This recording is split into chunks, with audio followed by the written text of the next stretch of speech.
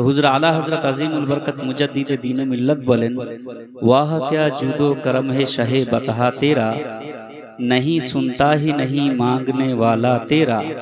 और या रसूल अल्लाह, मैं तो मालिक ही कहूँगा के हो मालिक के हबीब, यानी महबूब व मुहिब में नहीं मेरा तेरा। डॉक्टर इकबाल बोलेन, नहीं तेरा नशे मन कसरे सुल्तानी के गुंबद पर, तू शाहीन है बसेरा कर पहाड़ों की चट्टानों में। डॉक्टर इकबाल आरो बोलेन कि मोहम्मद से वफा तूने तो हम तेरे हैं, ये जहां चीज है क्या लौहो कलम तेरे हैं। हमें करनी है शहनशाह बतहा की रजा जोई, वो हो गए अपने तो रहमते परवरदिगार अपनी। मुअज़्ज़ज़ सामिने किराम, पवित्र रमजान मासेर 21শে রজনী আমরা 21শে রজনীতে আমরা রোজা ধরব। 21শে রজনীর তারাবি আমরা পড়লাম। আলহামদুলিল্লাহ, আল্লাহ রাব্বুল আলামিনের দরবারে অশেষ আমরা কৃতজ্ঞতা জ্ঞাপন করি। আল্লাহ রাব্বুল আলামিন আমাদেরকে যেন এই বরকতময় মাস প্রতি বছর যেন আমরা পাই, এই তৌফিক আল্লাহ যেন আমাদেরকে নসিব করেন। সকলেই বলুন আল্লাহুম্মা আমিন। ভূমিকায় যে আয়াতে কারিমা তেলাওয়াত করেছি আমরা, রমজান মাস ব্যতীত অন্যান্য মাসে মসজিদে আলিম ওলামাদের মুখে মিলাদে ইমাম সাহেবের কাছে জুম্মার দিনে আমরা শুনি এর ব্যাখ্যা বিশ্লেষণ, কিন্তু আজকে আমি এর ব্যাখ্যা ও বিশ্লেষণ একটু আলাদা করব। আল্লাহ রাব্বুল আলামিন যে বলছেন, ইয়া আইয়ুহাল্লাযীনা আমানুত্তাকুল্লাহ ওয়া কুনু মা'আস সাদিকিন, হে ঈমানদার ব্যক্তিগণ তোমরা আল্লাহকে ভয় করো আর তোমরা কি করো, কুনু মা'আস সাদিকিন, তোমরা সত্যবাদীদের সঙ্গ লাভ করো। আমরা শুনেছি এই আয়াতের ব্যাখ্যা ও বিশ্লেষণ, কিন্তু মনে রাখবেন এই আয়াতের ব্যাখ্যাতে আল্লাহ রাব্বুল আলামিন তিনটি জিনিসের হুকুম দিয়েছেন। তিনটি জিনিসের হুকুম দিয়েছেন আল্লাহ রাব্বুল আলামিন। এক নম্বর হুকুম আল্লাহ রাব্বুল আলামিন দিচ্ছেন যে ইসলাম, এই ইসলামের মতো বড় বৃক্ষর মধ্যে প্রবেশ করতে গেলে, এর ছায়া তলায় আসতে গেলে সর্বপ্রথম ঈমান আনতে হবে। আল্লাহ বলছেন ইয়া আইয়ুহাল্লাযীনা আমানু, মানে সর্বপ্রথম ঈমান নিয়ে আসো, তারপরে ইত্তাকুল্লাহ, আল্লাহকে ভয় করো। ঈমান নিয়ে আসলাম, আল্লাহকে ভয় করলাম, এতে তো সব আসলো। এবার তো জান্নাতে যাব। আল্লাহ বলছেন না, কখনো তুমি জান্নাতে যেতে পারো না। শুধু ঈমান নিয়ে আসার আল্লাহকে ভয় করা এটা জান্নাতে যাওয়ার জন্য যথেষ্ট নয়। এর পূর্বেও এর পরেও আল্লাহ রাব্বুল আলামিন বলছেন ওয়া কুনু মা'আস সাদিকিন, তারপরে ঈমান নিয়ে আসলা, আল্লাহকে ভয় করলা, এবার তোমরা আরেকটি কাজ করো, তবে তোমার ঈমান পরিপূর্ণ হবে। সেটা হচ্ছে কি, তোমরা সত্যবাদীদের সঙ্গ লাভ করো, সত্যবাদীদের সাথে থাকো, সত্যবাদীদের সাথে চলো। আল্লাহর হুকুম এটা, এটা কোনো মাওলানার হুকুম নয়, কোনো মুফতি সাহেবের হুকুম নয়, এটা আল্লাহর হুকুম যে তোমরা সত্যবাদীদের সঙ্গ লাভ করো। সত্যবাদীদের সঙ্গ লাভ করা কতটা জরুরি, কতটা ইম্পর্টেন্ট, হুজুর আলা হযরত আজিমুল বরকত মুজদ্দিদ দীন ও মিল্লত নিজের কবিতার ভাষায় বলেন, সুনা জঙ্গল রাত अंधेरी ছাই বদলি কালি হে, সোনে वालो জাগতে রহিও চোরোं की रखवाली है। অর্থাৎ হচ্ছে এই শুনশান জঙ্গল, ভারী বৃষ্টি হচ্ছে, আর যদি রাত্রি অতিবাহিত করতে হয় জঙ্গলে, তাহলে কিন্তু খুব সাবধানে রাত অতিবাহিত করতে হবে। আর যদি বেশি পাঁয়তারা রাত্রিবেলায় জঙ্গলের মাধ্যমে করা হয়, তাহলে কি হবে, কোন দিক থেকে এসে হয়তো নেকড়ে বাঘ এসে হামলা করে শেষ করে দিবে। আর যদি নেকড়ে বাঘের কবল থেকে যদি বেঁচে যায়, তাহলে কোন দিক থেকে চোর অথবা ডাকাত এসে আপনার ধন সম্পদ তো নিয়ে যাবেই যাবে, তার সাথে দু চার চাকু মেরে কতল করে চলে যাবে, খুন করে চলে যাবে, আর করার কিছুই থাকবে না।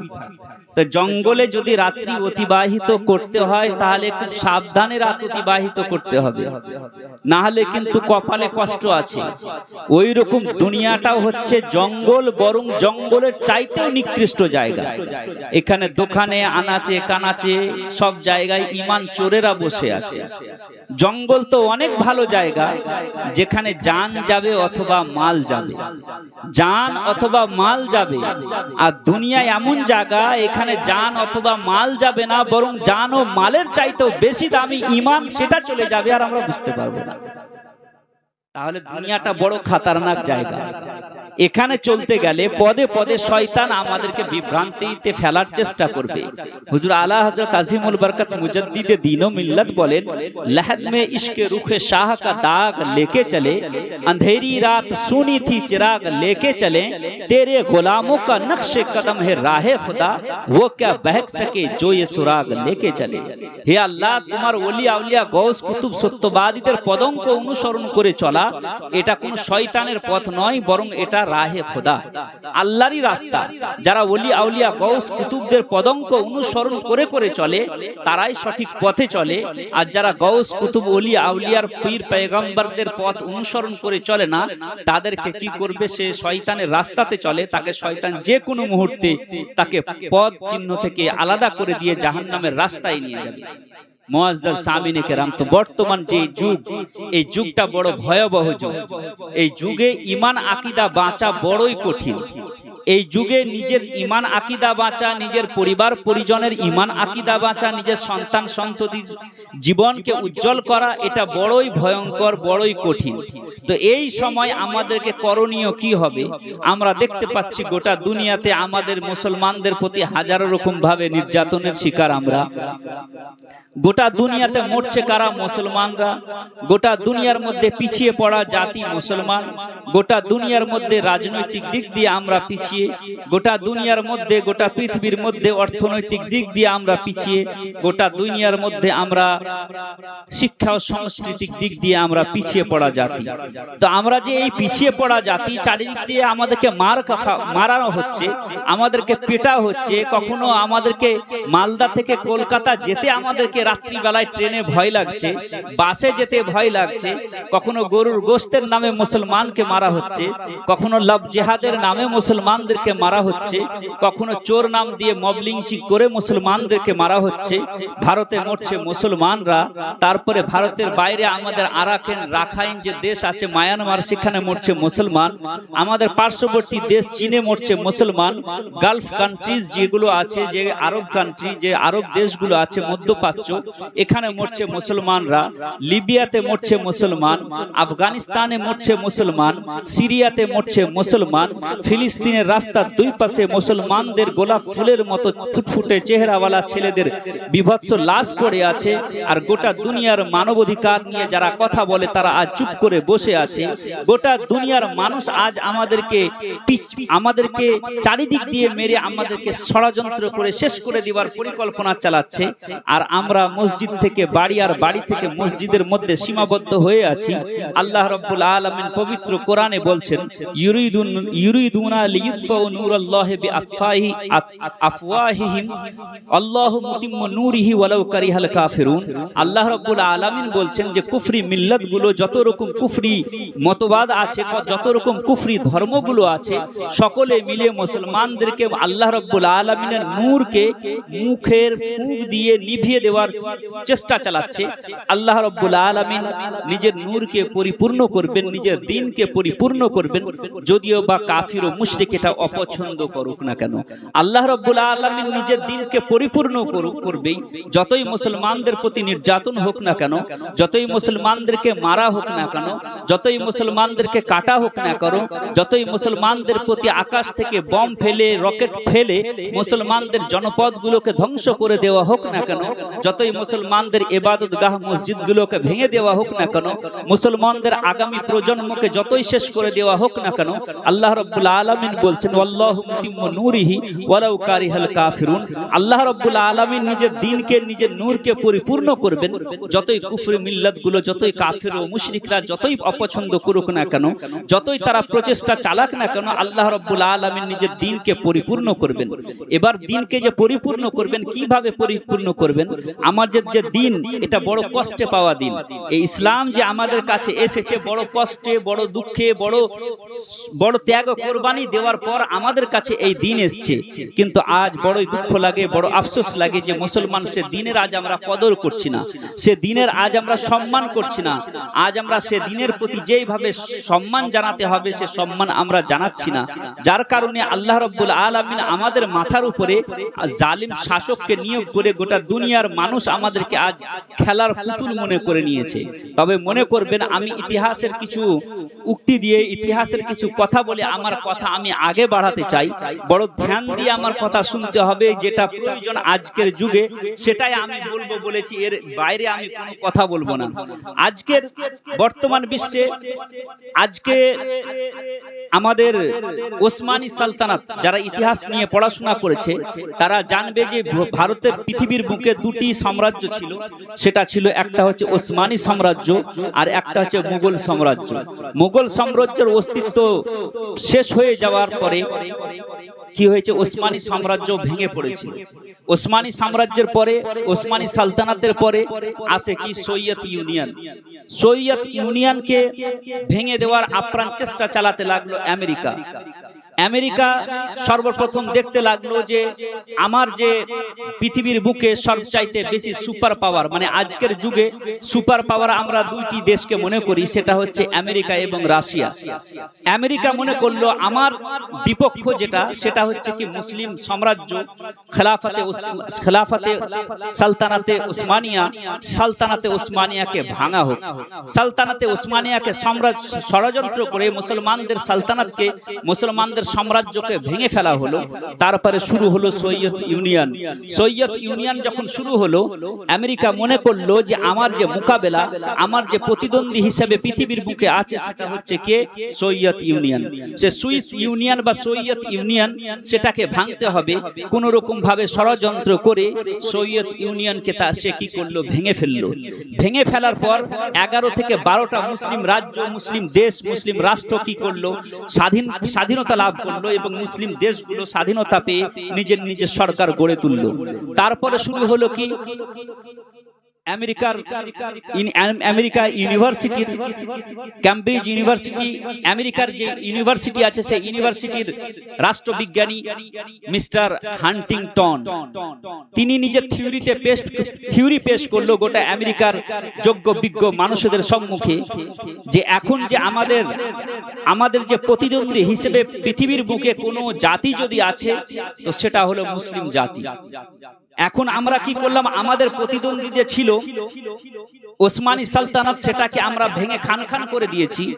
আমাদের প্রতিদ্বন্দ্বী ছিল কে, রাশিয়া, এবং রাশিয়ার অনুগামী যারা সোভিয়েত ইউনিয়ন ছিল তাদেরকে আমরা ভেঙে শেষ করে দিয়েছি। এবার যে আগামী যে আমাদের প্রতিদ্বন্দ্বী হিসেবে গোটা পৃথিবীর বুকে মাথা চাড়া দিয়ে উঠবে সেটা অন্য কেউ না, ওটা হবে মুসলমান জাতি। এটা থিওরি পেশ করেছিল কে, এই থিওরি পেশ করেছিল মিস্টার হান্টিংটন, আমেরিকার রাষ্ট্রবিজ্ঞানী। তিনি এই থিওরি পেশ করলেন। থিওরি পেশ করার পর আমেরিকার মধ্যে একটি ষড়যন্ত্র সৃষ্টি হলো যে গোটা পৃথিবীর বুকে যে কোনো জায়গা থেকে মুসলিম কোনো বড় নেতা যেখান থেকে মাথা চাড়া দিয়ে উঠবে তার মাথাকে ভেঙে ফেলতে হবে। এটাই সেই নীতি অবলম্বন করে আমেরিকা চলতে লাগলো। আপনারা দেখতে পাবেন গত কয়েক দশকে যেখান থেকে মুসলিম লিডাররা, যেখান থেকে মুসলিম নেতারা মাথা চাড়া দিয়ে উঠেছে, আমেরিকা তার মাথা ভেঙে দিয়েছে। এমনকি আমেরিকা আফগানিস্তানে 10 লক্ষ মুসলমানকে মেরেছে। আমেরিকা সিরিয়া, লিবিয়াতে হাজারো হাজারো মাসুম মুসলমানদের খুন করেছে। আমেরিকা গোটা দুনিয়াতে যত রকম ষড়যন্ত্র চালিয়ে মুসলমানদেরকে হত্যা করার নাম একটাই, সেটা হচ্ছে কি আমেরিকা। আমেরিকা যখন দেখলো যে আমাদের প্রতিদ্বন্দ্বী হিসেবে গোটা পৃথিবীর বুকে 1 নাম্বার জাতি সেটা হলো মুসলমান, তো মুসলমান জাতিকে কোন রকম ভাবে বদনাম করে এদেরকে কি করতে হবে, শেষ করে দিতে হবে। আর আমেরিকা যে নীতিমালা অবলম্বন করেছিল সেটা নীতিমালা ছিল ফেরাউনের নীতিমালা। ফেরাউন সেই নীতিমালা অবলম্বন করেছিল। ফেরাউনকে বলা হয়েছিল, ফেরাউনের সম্মুখে বড় বড় গবেষকরা, বড় বড় তান্ত্রিকরা এসে বলেছিল, হে ফেরাউন, বড়ই তুমি বলিয়ান হয়ে গোটা দুনিয়ার মধ্যে বলে বেড়াচ্ছ আনা রব্বুকুমুল আলা, আমি সর্বশ্রেষ্ঠ প্রতিপালক। তুমি এই দম্ভ ভরে গোটা পৃথিবীকে নিয়ন্ত্রণ করছো, গোটা দুনিয়াকে শাসন চালাচ্ছ, তুমি একক শক্তি গোটা দুনিয়ার মধ্যে চালিয়ে বেড়াচ্ছ। বনি ইসরাইল বংশে এমন একটি সন্তান জন্মগ্রহণ করবে, তোমার এই আকাশচুম্বী যত রকম দম্ভ আছে সব দম্ভকে মাটির নিচে তোমার ফেলে পায়ের নিচে পিষ্ট করে সে নিজের দিনকে, নিজের জাতিকে সে কি করবে, স্বাধীন করে আজাদ করে নিয়ে যাবে। আর তুমি ফেরাউন, তুমি কিছুই করতে পারবে না। ফেরাউন যখন এই কথা শুনেছিল, যখন তার তান্ত্রিকদের কাছ থেকে এই কথা শুনেছিল, তখন সে কি করেছিল, 70,000 বানি ইসরাইলদের মায়ের কোল থেকে সন্তানকে নিয়ে এসেছে, হত্যা করেছিল। 1000 2000 নয়, 70,000। ফেরাউনের সম্মুখে যেই মাথা চারা দিয়ে উঠতো, ফেরাউন কি করত, সেই ব্যক্তির মাথাকে ভেঙে দিত। তাকে যে কেউ শক্তি ফেরাউনের সম্মুখে উঠে দাঁড়াতো, ফেরাউন সেই শক্তিকে ভেঙে দিত। তার লোক ছাড়া ছিল গোটা পৃথিবীর বুকে, যে কে কোনখান থেকে ফেরাউনের বিরুদ্ধে মাথা চাড়া দিয়ে উঠছে, সে কি করত, সে ফেরাউন সেই ব্যক্তির মাথাকে ভেঙে দিত। কিন্তু আল্লাহ রাব্বুল আলামিন বলেন ওয়াল্লাহু মুতিম্মু নূরিহি, আল্লাহ নিজের নূরকে পরিপূর্ণ করবেন। আর কুফফার ও মুশরিকি যতই প্রচেষ্টা চালাক না কেন, আল্লাহ রাব্বুল আলামিন নূরকে পরিপূর্ণ করাতে তারা কোনোদিন ব্যাঘাত ঘটাতে পারবে না। আল্লাহ রাব্বুল আলামিন নিজের নূরকে পরিপূর্ণ করেছিলেন। হযরতে মূসা আলাইহিস সালামের জন্ম হয়েছিল এবং মূসা আলাইহিস সালামের জন্মকে রুখে দেওয়ার জন্য ফেরাউন বনি ইসরাইল বংশের হাজার হাজার শিশুকে হত্যা করেছিল, কন্যা এবং শিশুকে হত্যা চালিয়েছিল সে। কিন্তু হযরতে মূসা আলাইহিস সালামের জন্মকে সে রুখতে পারেনি। আল্লাহ রাব্বুল আলামিন হযরতে মূসা আলাইহিস সালামের জন্মকে এমন ভাবে নিজের কুদরতের মাধ্যমে জন্মগ্রহণ করিয়েছিলেন যে ফেরাউন কি করেছিল, সে জন্মকে রুখে না দিতে পেরে আল্লাহ রাব্বুল আলামিন ফেরাউন হযরতে মূসা আলাইহিস সালামকে আকাশেও মানুষ করেননি, জমিনের নিচেও মানুষ করেননি। আল্লাহ রাব্বুল আলামিন পাহাড় পর্বতের মাধ্যমে আল্লাহ রাব্বুল আলামিন হযরতে মূসা আলাইহিস সালামকে মানুষ করেননি, লালন পালন করেননি, বরং নিজের কুদরতের মাধ্যমে ফেরাউনের ঘরে লালন পালন করে আল্লাহ রাব্বুল আলামিন ফেরাউনকে বলে দিয়েছেন যে হে ফেরাউন, তুই হাজার হাজার তুই বনি ইসরাইল বংশের মহিলাদের মায়েদের কোলকে খালি করতে পারবি, হাজার হাজার শিশু এবং নারী শিশু কন্যাকে, শিশু সন্তান ও সন্ততিকে তুই কতল করতে পারবি, খুন করতে পারবি, কিন্তু যে মূসা দ্বারা তোর পতন ঘটবে, সে মূসার জন্মকে তুই রুখতে পারবি না। কারণ হে ফেরাউন, আমি সে মূসাকে জন্মগ্রহণ করাবো এবং সে মূসার দ্বারাই তোর পতন ঘটাবো। আজকে যে ফেরাউনের নীতিমালা অবলম্বন করে আজকে আমেরিকা এবং রাশিয়া এবং ইসরায়েল আজকে মুসলমানদের অগ্রযাত্রাকে যে রুখে দেওয়ার পরিকল্পনা চালাচ্ছে, আল্লাহ রাব্বুল আলামিনের দ্বীনকে দুনিয়া থেকে নিস্ত নাবুদ করার পরিকল্পনা চালাচ্ছে, আল্লাহ রাব্বুল আলামিন এই দ্বীনকে পরিপূর্ণ করবেন। যতই ফেরাউন নীতিমালা অবলম্বন করে, যতই আমেরিকা এবং ইসরায়েল যতই পরিকল্পনা চালাক না করো, আল্লাহ রাব্বুল আলামিনের দ্বীনকে কখনো রুখতে পারবে না। আল্লাহ রাব্বুল আলামিনের দ্বীনকে কখনো সে রুখতে পারবে না। আল্লাহ রাসূল সাল্লাল্লাহু আলাইহি ওয়াসাল্লাম বলেন যে দুনিয়ার মধ্যে প্রত্যেকটি ঘরে ঘরে ইসলামের পতাকা উঠবে। ডাক্তার ইকবাল বলেন কি মোহাম্মদ সে ওয়াফা তूने तो हम तेरे हैं, ये जहां चीज है क्या লৌহ কলম তেরে हैं। আল্লাহ রাব্বুল আলামিন রাসূল সাল্লাল্লাহু আলাইহি ওয়াসাল্লামের সাথে যে আমরা প্রতিশ্রুতি করেছি, যে ওয়াদা করেছি, সে ওয়াদার প্রতি আমরা যদি সঠিকভাবে দণ্ডায়মান থাকি, আল্লাহ রাব্বুল আলামিন লৌহ কলম আমাদের হাতে দিয়ে দিবেন। লৌহ কলম কাকে বলা হয়? যে যা দ্বারা মানব জাতির গোটা বিশ্ববাসীর, গোটা পৃথিবীর বাসীর ভাগ্য লেখা হয়, সেই কলমটাকে বলা হয় কলম। আর যে যাতে লেখা হয় সেটাকে বলা হয় কি? দফতি। সেই আল্লাহ রাব্বুল আলামিন সেই কলম মানব জাতির হাতে দিয়ে বলবেন, হে মানব জাতি, তুমি তোমার ভাগ্য তুমি নিজেই লেখো। আমেরিকার হোয়াইট হাউসে বসে মুসলমান তোমার ভাগ্য কেউ লিখবে না, রাশিয়াতে বসে মুসলমানদের ভাগ্য কেউ লিখবে না, চীনে বসে মুসলমানদের ভাগ্য কেউ লিখবে না, আর ভারতের লাল কেল্লাতে বসে এবং ভারতের পার্লামেন্টে বসে মুসলমানরা কি খাবে, কি পড়বে, আর কি গায়ে দিবে, আর কেমন ভাবে নিজের স্ত্রীকে এবং শরীয়ত কেমন ভাবে চলবে, এটা মুসলমানদের ভাগ্য নির্ণয় তারা করবে না, বরং মুসলমানদের ভাগ্য মুসলমানরা নিজেই লিখবে। মুআজ্জাজ সামিনে কেরাম, বড় দুঃখ লাগে, বড় আফসোস লাগে যে আজকে ফেরাউনের নীতিমালা অবলম্বন করে মনে করছে যে গোটা দুনিয়ার যত রকম শক্তি আছে সে শক্তিগুলোকে, মুসলিম শক্তি আছে সে শক্তিগুলোকে আমরা কি করে দিব, মাথাগুলোকে ভেঙে দিয়ে আমরা ফেরাউনের নীতিমালা অবলম্বন করে গোটা দুনিয়ার মধ্যে একক রাজ কায়েম করব, এটা ভুল ধারণা। কারণ আল্লাহ রাসূল সাল্লাল্লাহু আলাইহি ওয়াসাল্লাম বলেন, লা ইয়াবকা আলা জাহরিল আরদি বাইতু মাদারিন ওয়ালা ওয়াবারিন ইল্লা আদখালাহুল্লাহুল ইসলাম। পৃথিবীর বুকে কোনো একটি ঘর থাকবে না, সে ঘরটা চাহে সে ঘরটা যতই ছোট ঘর হোক না কেন, সে ঘরটা কোনো কুঁড়ো ঘর হোক না কেন, বা রাজপ্রাসাদ বড় বিল্ডিং হোক না কেন, সব ঘরে আল্লাহ রাব্বুল আলামিনের দ্বীনের পতাকা পতপত করে উঠবে, যতই কুফফার ও মুশরিক যতই অপছন্দ করুক না কেন। কিন্তু বড় দুঃখ লাগে, বড় আফসোস লাগে, এই আজকের যুগে যেখানে মুসলমানরা মার খাচ্ছে, যেখানে মুসলমানদেরকে মারা হচ্ছে, কাটা হচ্ছে, ওই সময় আমি আপনাদের সম্মুখে যদি এরকম হাদিস শোনাই, তাহলে আপনারা বলবেন যে এই আজকের যুগে এই হাদিস শুনিয়ে আপনি আমাদেরকে হয়তো সান্ত্বনা দিচ্ছেন, কিন্তু এটা সান্ত্বনার কথা নয়। কারণ আমরা জানি আমরা মুসলমান, আকাশ পাতাল উল্টো পাল্টা হতে পারে, আসমান থেকে চাঁদ ভেঙে পড়তে পারে, চাঁদ কি করতে পারে, পূর্ব থেকে পশ্চিম, পশ্চিম থেকে পূর্ব, উত্তর থেকে দক্ষিণে উদয় হতে পারে, কিন্তু আমার নবীর মুখ থেকে যে কথা উচ্চারণ হয়েছে, যে নবীর মুখ থেকে যে কথা বের হয়েছে, সে কথা কখনো মিথ্যা হতে পারে না।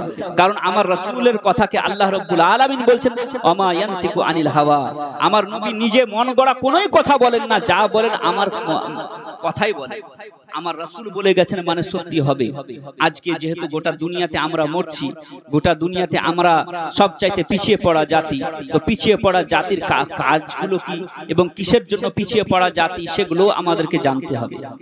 আজকে যেটা সবচাইতে বেশি চ্যালেঞ্জের বিষয় মুসলমানদের মধ্যে, যেটা সবচাইতে বেশি চ্যালেঞ্জের বিষয়, সেটা হচ্ছে আমরা শিক্ষার দিক দিয়ে সবচাইতে বেশি পিছিয়ে।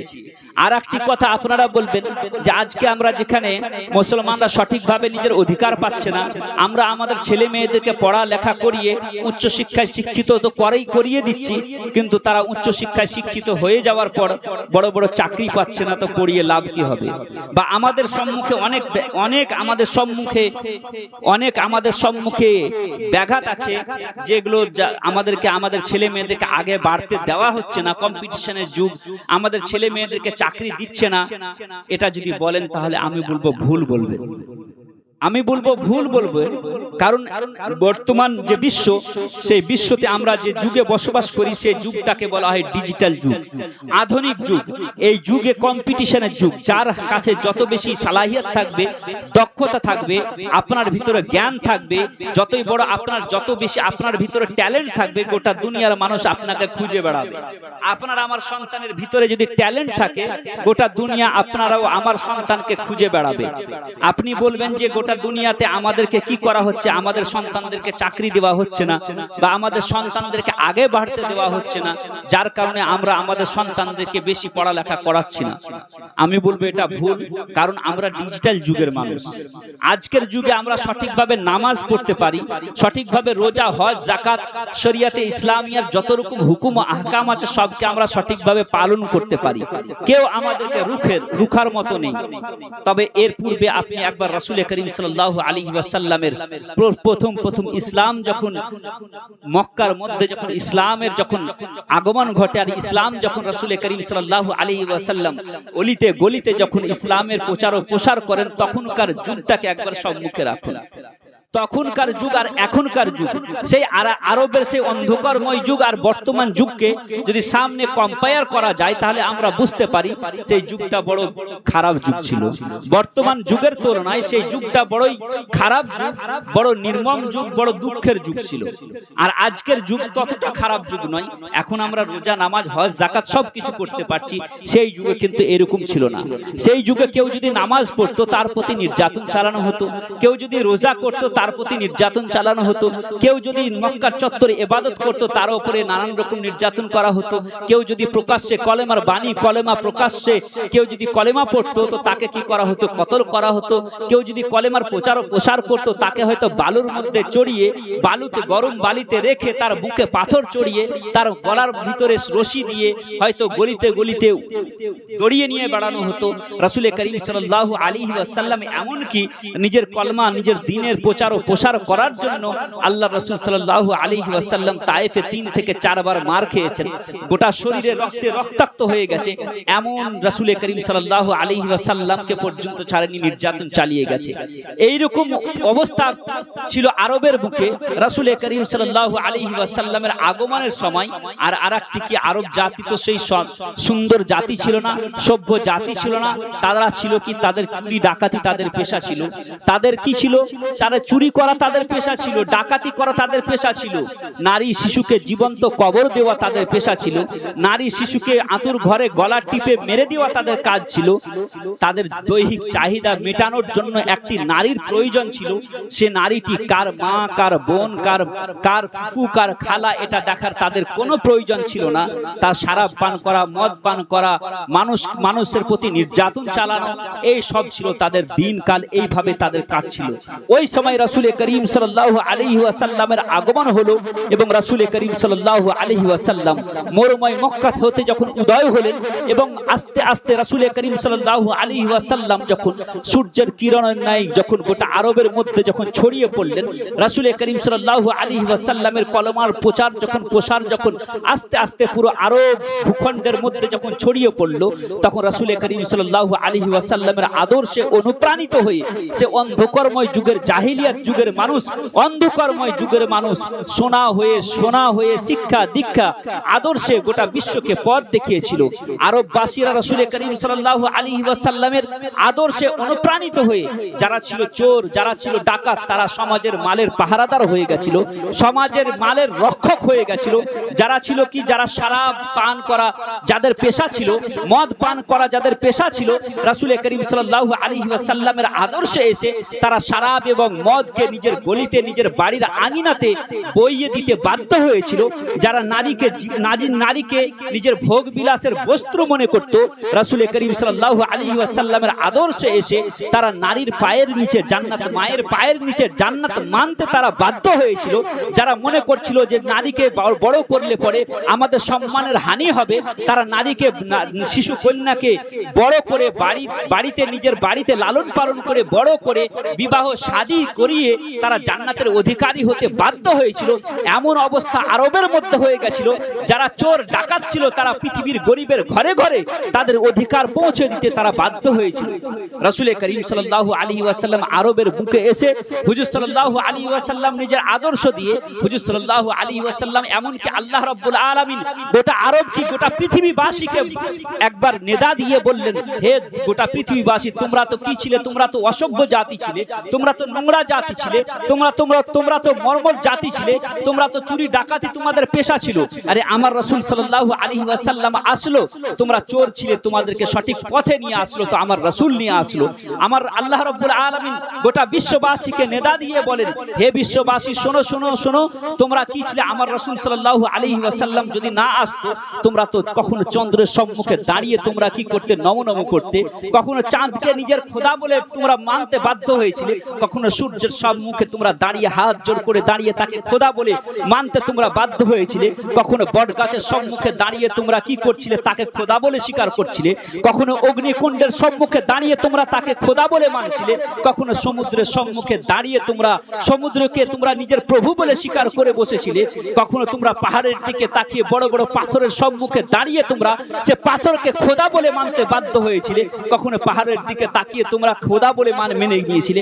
আরে আমার রাসূল এসে তোমাদেরকে একটি কনসেপ্ট দিয়ে গেলেন, তোমাদেরকে একটি চিন্তাধারা দিয়ে গেলেন যে হে গোটা বিশ্ববাসী, তোমরা তো এখন পর্যন্ত কখনো সূর্যের সম্মুখে মাথা নত করেছো, কখনো তোমরা পাহাড়ের সম্মুখে মাথা নত করেছো, কখনো তোমরা চন্দ্র এবং সূর্যের সম্মুখে মাথা নত করেছো, কখনো তোমরা কি করছো, বড় বড় পাথরের সম্মুখে মাথা নত করেছো, কখনো 360টি মূর্তি রেখে তোমরা তার সম্মুখে তাকে খোদা বলে তোমরা মানতে বাধ্য হয়েছিলে। এখন ইসলামের আগমন ঘটেছে, এখন ইসলাম তোমাকে দুনিয়াবাসীকে, গোটা দুনিয়াবাসীকে শিক্ষাও দিবে আর গবেষণা করার জন্য সূচনাও দিবে যে হে গোটা দুনিয়াবাসী, তোমরা কখনো পাহাড়ের সম্মুখে মাথা নত করলে, কখনো তোমরা কীটপতঙ্গের সম্মুখে মাথা নত করলে, কখনো চন্দ্র সূর্যের সম্মুখে মাথা নত করলে, এখন মাথা নত করা বাদ দিয়ে তোমরা এক আল্লাহর প্রতি গবেষণা করো এবং গোটা দুনিয়ার সৃষ্টি জীবের প্রতি গবেষণা করো। কখনো পাহাড়ের দিকে তাকিয়ে গবেষণা করো, কখনো চন্দ্র সূর্যের দিকে তাকিয়ে গবেষণা করো, কখনো তোমরা কি আসমানের উচ্চতার প্রতি গবেষণা করো। যখন তোমরা গোটা দুনিয়ার এই সৃষ্টি জীবের প্রতি গবেষণা করবে,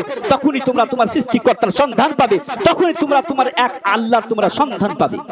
মক্কাবাসীরা যখন রাসূল করিম সাল্লাল্লাহু আলাইহি ওয়াসাল্লামের কথা শুনে রাসূলের কথার প্রতি ঈমান এনেছিল, তখন দেখা গেছিল সেই আরবের অসভ্য জাতি, বর্বর জাতি আল্লাহ রাসূল সাল্লাল্লাহু আলাইহি ওয়াসাল্লামের আদর্শে আসার পর সেই অসভ্য জাতি আরব থেকে নিয়ে আফ্রিকার গহীন কোণ পর্যন্ত ইসলামের পতাকাকে পথ করে উড়িয়েছিল। আর সেই জাতি আজ গোটা দুনিয়াতে যে জাতি গোটা দুনিয়াকে নেতৃত্ব দিয়েছিল, সে জাতি আজ সব চাইতে বেশি নেতাহীন, অস্তিত্বহীন। আমাদের নাই কোনো নেতা, আমাদের নাই কোনো পথ প্রদর্শক, আমাদেরকে সঠিক রাহবার আমাদের নেই, সঠিক আমাদের নেতা নেই। আজ সে জাতি আজ নীতিহীন, আজ সে জাতি আজ শিক্ষা থেকে দূরে, গবেষণা থেকে দূরে। বড় দুঃখ লাগে, বড় আফসোস লাগে। রাসূল করিম সাল্লাল্লাহু আলাইহি ওয়াসাল্লাম যে দিন অত কষ্ট করে, অত ত্যাগ ও কুরবানি করে আমাদেরকে দিলেন, এমনকি সাহাবায়ে কেরাম, তাবেঈন, তাবেঈন, উলামায়ে কেরামরা এত ত্যাগ ও কুরবানি করার পর এই দিন আমাদেরকে কষ্ট করে আমাদের কাছে পৌঁছালেন, সে দিনের আমরা কদর করলাম না। যার কারণে গোটা দুনিয়াতে আজ আমরা পদদলিত, লাঞ্ছিত, অপমানিত। গোটা দুনিয়াতে আজ আমরা গোটা দুনিয়ার মধ্যে পিছিয়ে পড়া জাতি, গোটা দুনিয়াতে আমরা মার খাচ্ছি। গোটা দুনিয়ার মানুষ আমাদেরকে খেলার পুতুল মনে করে নিয়েছে। একটা উদাহরণ দিয়ে আমার কথা আগে বাড়াতে চাই। আমাদের দেশে দুই ধরনের মাছি পাওয়া যায়। একটা মাছির নাম হচ্ছে শুধু মাছি, যাকে মারার জন্য পৌরসভা থেকে, অঞ্চল অফিস থেকে, পঞ্চায়েত থেকে bleaching powder, gammexane powder, gas ছিটানো হয় এদেরকে মারার জন্য। একে মারার জন্য গ্যাস ছিটানো হয়, ব্লিচিং পাউডার ছিটানো হয়। আমি বলবো এটাও মাছি, এই মাছি একটি কীট। আর এটাকে আপনি কেন মারছেন? তো আপনি বলবেন যে এই মাছি দ্বারাই সমাজের মধ্যে ভাইরাস ছড়ায়, সমাজের মধ্যে কি হয়, রোগ ছড়ায়, মানুষ রোগ আক্রান্ত হয়। সমাজের মধ্যে কি হয়, এর দ্বারাতে ভাইরাস ছড়ায়, রোগ ছড়ায়, যার কারণে একে মারা হয়। এই মাছির দ্বারাই ব্যাকটেরিয়া ছড়ায়। মাছির আরেকটি প্রকার আছে, যে মাছির নাম হচ্ছে মৌমাছি, মধুমাছি, যেটাকে মারা হয় না, যাকে মারার জন্য অঞ্চল অফিস থেকে, পৌরসভা থেকে কোনো ব্লিচিং পাউডার ছিটানো হয় না, গ্যাস ছিটানো হয় না, বরং একে সঠিকভাবে, সুন্দরভাবে একে আলমারিতে রাখা হয়, একে সাজিয়ে রাখা হয়। এ যদি অসুস্থ পড়ে তো একে সুস্থ করার জন্য ঔষধ, মেডিসিন ব্যবহার করা হয়। আমি বলবো দুটোই মাছি, দুটোকেই আপনি মারেন আর না হলে দুটোকেই ছাড়েন। আপনি বলবেন মাওলানা সাহেব একটার দ্বারাই মানব জাতি কি হয়, ক্ষতি হয়, সমাজকে কি করে, সমাজের মধ্যে রোগ ছড়ায়।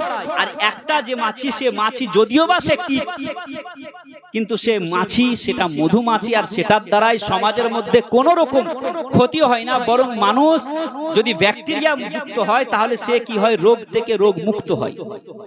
মধু খেয়ে মানুষের কি হয়, রোগ মুক্ত হয়। একটা মাছি দ্বারাই মানুষ কি হয়, রোগাক্রান্ত হয়, আর একটা মাছি দ্বারাই মানুষ রোগ থেকে মুক্তি পায়, যার কারণে ওটাকে সাজিয়ে রাখা হচ্ছে। আমিও বলবো ওই রকম মুসলমানদের দুইটি ক্যাটাগরি। একটি ক্যাটাগরির নাম হচ্ছে আমিও আপনি, আব্দুর রহমান, আব্দুল খালিক, আব্দুল বারি, এটা হচ্ছে একটি ক্যাটাগরি। এই মুসলমানের নাম যদি নেওয়া হয় গোটা বিশ্ববাসীর সম্মুখে, এবং মিডিয়াতে, ইন্টারন্যাশনাল মিডিয়া বলুন আর প্রিন্ট মিডিয়া বলুন আর লোকাল মিডিয়া বলুন, যে কোনো মিডিয়াতে এই মুসলমানদের আমারও আপনার নাম যদি নেওয়া হয় তো বড় লম্বা চওড়া ভূমিকা বেঁধে আমারও আপনার কথা বলা হয়, আর মানুষের চোখ কপালে উঠে যায়। গোটা দুনিয়ার মুসলমান কি, গোটা দুনিয়ার মানুষের চোখ কপালে উঠে যায়। আমাকে ওর আপনাকে গোটা দুনিয়ার মানুষ বোঝ মনে করে, যার কারণে আমাদেরকে খেলার পুতুল মনে করে আমরা মরি বাঁচিয়ে, কারো কোনো ক্ষতি নাই, কারো কোনো দেখার দরকার নেই। কিন্তু মুসলমানের আরেকটি ক্যাটাগরি আছে, যাকে, যে মুসলমানদের নাম নিয়ে শুধু মুসলমানই নয়, বরং মুসলমান তো গর্ববোধ করেই করে, গোটা পৃথিবীবাসী, গোটা ইন্ডিয়া, গোটা দুনিয়ার মানুষ এবং ভারতের মানুষ তাদেরকে নাম নিয়ে গর্ববোধ করে। সে মুসলমানের নাম হচ্ছে এপিজে আব্দুল কালাম। এপিজে আব্দুল কালামের নাম নিয়ে গোটা ভারতবাসী অ্যাজ এ ইন্ডিয়ান, গোটা দুনিয়ার মানুষ এবং ইন্ডিয়ার মানুষ তাদেরকে নাম নিয়ে গর্ববোধ করে। ইবনে সিনা তার নাম নিয়ে গোটা দুনিয়ার মানুষ গর্ববোধ করে। সাহিত্যের সম্রাট কবি নজরুলের নাম নিয়ে গোটা ভারতবাসী, ভারত ভূখণ্ডের মানুষ কি করে গর্ববোধ করে। কিন্তু আমারও আপনার নাম নিয়ে গোটা দুনিয়ার মানুষ কি করে, সেটাকে বাড়িয়ে চাড়িয়ে বলে আমাদেরকে কি করা হয়, বদনাম করার চেষ্টা করা হয়। দুটোই মানুষ, দুটোই মুসলমান। একটি মুসলমানের নাম নিতে ভয় করে আর একটি মুসলমানের নাম নিতে গোটা দুনিয়ার মানুষ গর্ববোধ করে। আমি বলবো এ পার্থক্য কেন? তো আপনি বলবেন যে আমারও আপনার দ্বারাই গোটা ভারত কি গোটা রাষ্ট্রের কোনো কাজ হয় না, গোটা দুনিয়ার মানুষ আমাদেরকে বোঝ মনে করে। আর এপিজে আব্দুল কালামের নাম নিয়ে গোটা দুনিয়ার মানুষ গর্ববোধ করে। তার কারণ হচ্ছে এই যে এপিজে আব্দুল কালাম ভারতের জন্য সে কি হয়ে গেছে, প্রয়োজন হয়ে গেছে, রাষ্ট্রের জন্য সে প্রয়োজন হয়ে গেছে, যার কারণে ভারতের মানুষ, গোটা রাষ্ট্রের মানুষ তাদের নাম নিয়ে গর্ববোধ করে। একটি এপিজে আব্দুল কালাম এ জাতি, একটি এপিজে আব্দুল কালামের নাম নিয়ে গোটা ভারতবাসী গর্ববোধ করে। তাহলে চিন্তা করুন, আমারও আপনার সন্তানদেরকে যদি আমরা এপিজে আব্দুল কালামের মতো ঘরে ঘরে আমরা যদি সায়েন্টিস্ট বানিয়ে দিই, আমাদের সন্তানদেরকে বড় বড় শিক্ষিত করে, বড় বড় ট্যালেন্টের অধিকারী করে, তাদেরকে যদি বড় বড় সায়েন্টিস্ট তৈরি করে তাদেরকে যদি আমরা নাসাতে পাঠাই, তাদেরকে যদি বড় বড় ট্যালেন্টেড এবং এপিজে আব্দুল কালামের মতো বড় সায়েন্টিস্ট করে, মিসাইল ম্যান তৈরি করে যদি আমরা নিজের ঘরেও বসিয়ে রাখি, আমেরিকা থেকে আসবে আপনার বাড়ি লোক যে আপনার সন্তানকে নিয়ে যেতে, ইসরায়েল থেকে আসবে আমাদের সন্তানদেরকে নিয়ে যেতে, রাশিয়া থেকে আসবে আমাদের সন্তানদেরকে নিজের বাড়ি থেকে তুলে নিয়ে যেতে। আর এই জাতি একটি এপিজে আব্দুল কালাম দিয়ে এ জাতির দায়িত্ব পূর্ণ হয় না, একটি সাহিত্যের সম্রাট কবি নজরুলকে দিয়ে এ জাতির দায়িত্ব সমাপ্ত হয় না, একটি ইবনে সিনার মতো বড় সায়েন্টিস্টকে দিয়ে এ জাতির দায়িত্ব সমাপ্ত হয় না। আমাদের ঘরে ঘরে এপিজে আব্দুল কালাম তৈরি করতে হবে, আমাদের ঘরে ঘরে কবি নজরুল তৈরি করতে হবে, আমাদের ঘরে ঘরে ইবনে সিনার মতো বড় সায়েন্টিস্ট তৈরি করতে হবে। তবে এই জাতির মাথায় যে কালি আছে সে কালিমা মুক্ত হব আমরা। আজকে আমরা টাকা তো আল্লাহ অনেক দিয়েছে আমাদেরকে, কিন্তু টাকা পাওয়ার পরেও আমরা না দিন আছে আমাদের কাছে, না দুনিয়া আছে। মনে করছি যে আমরা দিনও নাই আমাদের কাছে, দুনিয়াও নাই। টাকা আছে তো আমাদের সন্তানরা তো বড় হবে, আমাদের সন্তানরা তো বড় বড় জায়গা যাবে, শিক্ষিত তো হবে। কিন্তু আমাদের সমাজ দিন যত এগোচ্ছে তত আমাদের সমাজ মূর্খামির দিকে যাচ্ছে। চিন্তা করুন, আমাদের আকাবিরিন, আমি প্রথমে যে আয়াতে কারিমা তেলাওয়াত করেছি যে ইয়া আইয়ুহাল্লাযীনা আমানুত্তাকুল্লাহ ওয়া কুনু মা'আস সাদিকিন, হে ঈমানদারগণ আল্লাহকে ভয় করো আর সত্যবাদীদের সঙ্গ লাভ করো। তো সত্যবাদীদের সঙ্গ যে লাভ করতে বলা হয়েছে আমাদেরকে, তো আমাদের যত রকম সত্যবাদী আছে, ওলিয়া উলিয়া গওস কুতুব, কাউকে মূর্খ দেখাতে পারবে? আমরা খাজা গরিব নওয়াজের খুব ভক্ত। খাজা গরিব নওয়াজ কোন মূর্খ ব্যক্তির নাম ছিল? গৌসে আজম বড় পীর আব্দুল কাদের জিলানী কোন মূর্খ ব্যক্তির নাম? কলম সম্রাট, নবীর ইশকের সম্রাট হুজুর আলা হযরত আজিমুল বরকত মুজাদ্দিদে দ্বীন ও মিল্লাত কোন মূর্খ ব্যক্তির নাম? যে সময় মানুষ 5% লেখাপড়া জানতো না, ওই সময় আজ থেকে প্রায় 150 বছর পূর্বে যে মানুষটি 1500 কিতাব লিখে গেছেন, যে সময় মুসলমানরা পড়ালেখা জানতো না। কার জন্য? হুজুর আলা হযরত লিখে গেছেন 1500 কিতাব লিখে গেছেন এই জাতির জন্য, মুসলমান কওমের জন্য, মুসলমান জাতির জন্য। কারণ হুজুর আলা হযরত জানতেন 150 বেশি সায়েন্সে হুজুর আলা হযরত কিতাব লিখে গেছেন। কারণ হুজুর আলা হযরত শুধু একজন লেখক ছিলেন না, যুগের তো মুজাদ্দিদ ছিলেন, বরং আল্লাহর একজন যোগ্য, একজন আল্লাহর ওলি ছিলেন, যুগের গওস ছিলেন। তিনি জানতেন যে আগামী যে যুগটি আসছে সে যুগটি গবেষণার যুগ হবে, কম্পিটিশনের যুগ হবে, আর সায়েন্সের যুগ হবে। সেই সময় আমার এই জাতি, আমার এই বই দ্বারা শিক্ষিত হবে, সেই সময় উপকৃত হবে। কিন্তু আমরা জানি না, আমরা পড়ি না। আমরা যদি পড়ি তবে তো আমরা হুজুর আলা হযরতের বই পড়তে পারবো। আমরা আমাদের সমাজকে শিক্ষিতই করতে পারছি না। এই হচ্ছে আমাদের সমাজের অবস্থা। এই যদি হয় আমাদের সমাজের অবস্থা, তো বড় দুঃখ লাগে, বড় আফসোস লাগে। ওই দিন বেশি দূরে নয় যেদিন ফিলিস্তিনের মতো আমাদের অবস্থা হবে। ওই দিন বেশি দূরে নয় যেদিন রাখাইনের মতো আমাদের দেশের অবস্থা হবে। সেই দিন বেশি দূরে নয় যেদিন চীনের মতো এবং ফিলিস্তিন এবং আফগানিস্তানের মতো অবস্থা আমাদের দেশের হবে। কারণ আমাদের সন্তানরা যদি শিক্ষিত না হয় এবং বড় বড় জায়গায় যদি না পৌঁছায়, তাহলে আমাদেরকে বাঁচানোর জন্য কেউ থাকবে না।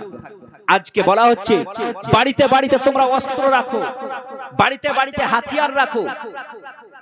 তবে এরা জানে না যে হাতিয়ার রাখলে হাতিয়ারের দ্বারাই, শুধু অস্ত্র দ্বারাই মানুষের মধ্যে শুধু ত্রাস ছড়ায়, টেররিজম ছড়ায়, সন্ত্রাস ছড়ায়। হাতিয়ার দ্বারাই মানুষ কোনোদিন মানুষ হতে পারে না, বরং মানুষ পশুই হয়ে থাকে। আজ বলা হচ্ছে বাড়িতে বাড়িতে অস্ত্র রাখো, কিন্তু আমরা যে ধর্ম অবলম্বনকারী এবং ইসলাম শান্তিময় ধর্ম, আমাদের তো ধর্ম সেটাই যেটাতে বলা হয়েছে নুন ওয়াল কলমি ওয়া মা ইয়াসতুরুন।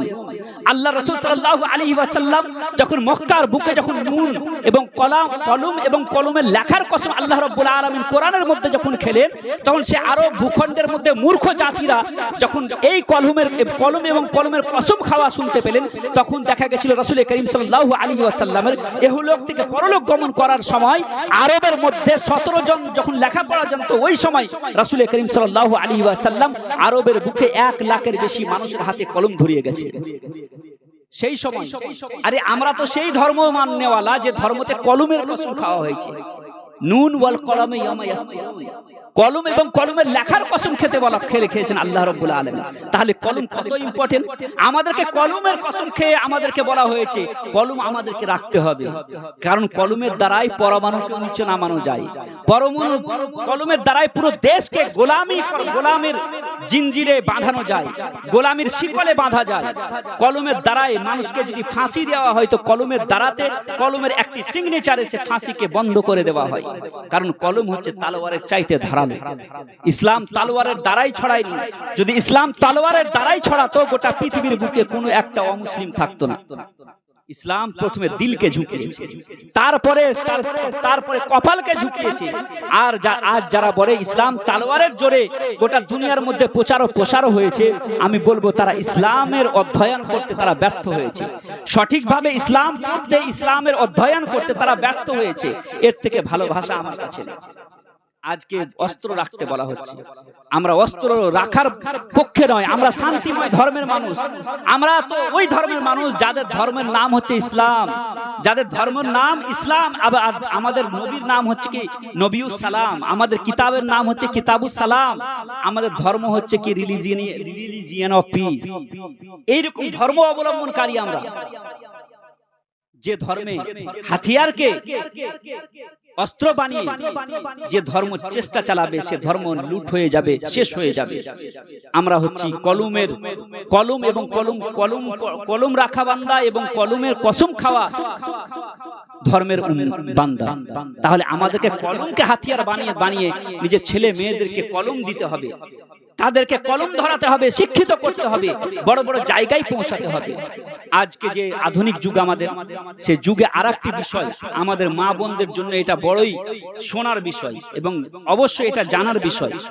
বর্তমান যুগ, আধুনিক যুগ, এবং এই যুগে সবচাইতে বেশি যেটা চ্যালেঞ্জের বিষয় মুসলিম জাতির জন্য, সেটা হচ্ছে এই যে বর্তমান যুগে আমরা আমাদের সন্তানদেরকে লালন পালন করব কি করে। এই যে ডিজিটাল যুগ, আমরা ইউনিভার্সিটি, কলেজ, মিশন ইত্যাদিতে দিচ্ছি আমাদের সন্তানদেরকে, তো আমরা আমাদের সন্তানদেরকে সঠিকভাবে লালন পালন করে কিভাবে আমরা নিজের সন্তানদেরকে সুন্দর তাদের ভবিষ্যৎ দিব, এই যে একটা চ্যালেঞ্জের বিষয় গোটা পৃথিবীর মায়েদের কাছে, মুসলিম মায়েদের কাছে। কারণ প্রত্যেক ঘরে ঘরে মোবাইল, আর প্রত্যেক ঘরে ঘরে প্রত্যেক মায়েদের কাছে, প্রত্যেক ছাত্রের কাছে মোবাইল আজকাল। এই যে চ্যালেঞ্জের বিষয়, এই চ্যালেঞ্জের বিষয়ের জন্য আমি কয়েকটি কথা বলে আমার বক্তব্য ইতির দিকে যাব। এটা মুসলিম অভিভাবকদের জন্য, মুসলিম যুবক যুবতীদের জন্য, মুসলিম মা বোনদের জন্য শোনা অবশ্যই দরকার, যে আজকের যুগে আমরা সন্তানদেরকে লালন পালন করব কি করে। এটা বড়ই চ্যালেঞ্জের বিষয়। সেই চ্যালেঞ্জের বিষয়ের মধ্যে আমি বলি আলবার্ট আইনস্টাইন, একজন সায়েন্টিস্ট, বড় সায়েন্টিস্ট, 1905-এ তিনি বলেন, আলবার্ট আইনস্টাইন বলেন যে একজন কচি শিশুর ভবিষ্যৎ চরিত্র নির্ভর করে সর্বপ্রথম 3 ক্যাটাগরি। প্রথমত আলবার্ট আইনস্টাইন বলেন যে একজন কচি শিশু ছোট অবস্থা থেকে নিয়ে জীবনের 18 বছর পর্যন্ত সে যা কিছু করে, জীবনের শেষ মুহূর্ত পর্যন্ত সেটারই অনুসরণ ও অনুকরণ করে। 18 বছর পর্যন্ত একটা শিশু যা করে, মৃত্যু পর্যন্ত সেই জিনিসেরই অনুসরণ করে। একটা কচি শিশুর ভবিষ্যৎ চরিত্র প্রথমত নির্ভর করে নিজের পরিবার পরিজনের লোকের উপর, নিজের বাড়ির, নিজের পরিবেশ পরিজন, নিজের পিতা মাতা আত্মীয় স্বজনের চরিত্রের উপর নির্ভর করে একটি কচি শিশুর ভবিষ্যৎ চরিত্র। উদাহরণস্বরূপ, একটি কচি শিশু নিজের পিতাকে যদি চুরি করতে দেখে, তাহলে সে শিশুটা চুরি করাতে অভ্যস্ত হয়ে পড়ে আর মনে করে চুরি করাটাই ভালো কাজ। একটি কচি শিশু নিজের পিতাকে যদি মদ খেতে দেখে, তাহলে মনে করে যে মদ খাওয়াটাই ভালো কাজ। একটি কচি শিশু মেয়ে যদি নিজের মাতাকে সারা রাত টিভি ভিডিও সিরিয়াল দেখতে দেখে, তো মনে করে যে এর মধ্যেই মনে হয় আমাদের সাফল্য আছে। একটি কচি শিশু সন্তান, মহিলা মেয়ে সন্তান যদি নিজের মাকে যদি নামাজ রোজার ধার না ধারতে দেখে, তাহলে সে মনে করে সে আধুনিকতায় ভেসে পড়ে। আর একটি কচি শিশু এবং শিশু সন্তান এবং সন্ততি নিজের পিতাকে যদি দান করতে দেখে, তাহলে সে সন্তান, সে শিশু দানের মধ্যে অভ্যস্ত হয়ে পড়ে। আর কখনো কখনো দেখা যায় যে সাধুর ছেলে, দানির ছেলে নিজে না খেয়েও পরকে দান করে আর গোটা জনগণের কাছে বোকা বলে পরিচিত হয়। আসুন এবার আমরা উদাহরণস্বরূপ রাসূল করিম সাল্লাল্লাহু আলাইহি ওয়াসাল্লামের পরিবারের দিকে যাব। হুজুর সাল্লাল্লাহু আলাইহি ওয়াসাল্লাম নিজের পরিবারকে কিভাবে সময় দিতেন, হুজুর সাল্লাল্লাহু আলাইহি ওয়াসাল্লাম নিজের সন্তান সন্ততিকে কিভাবে লালন পালন করতেন। হুজুর সাল্লাল্লাহু আলাইহি ওয়াসাল্লাম সারা রাত আল্লাহর প্রেমে মগ্ন থাকতেন।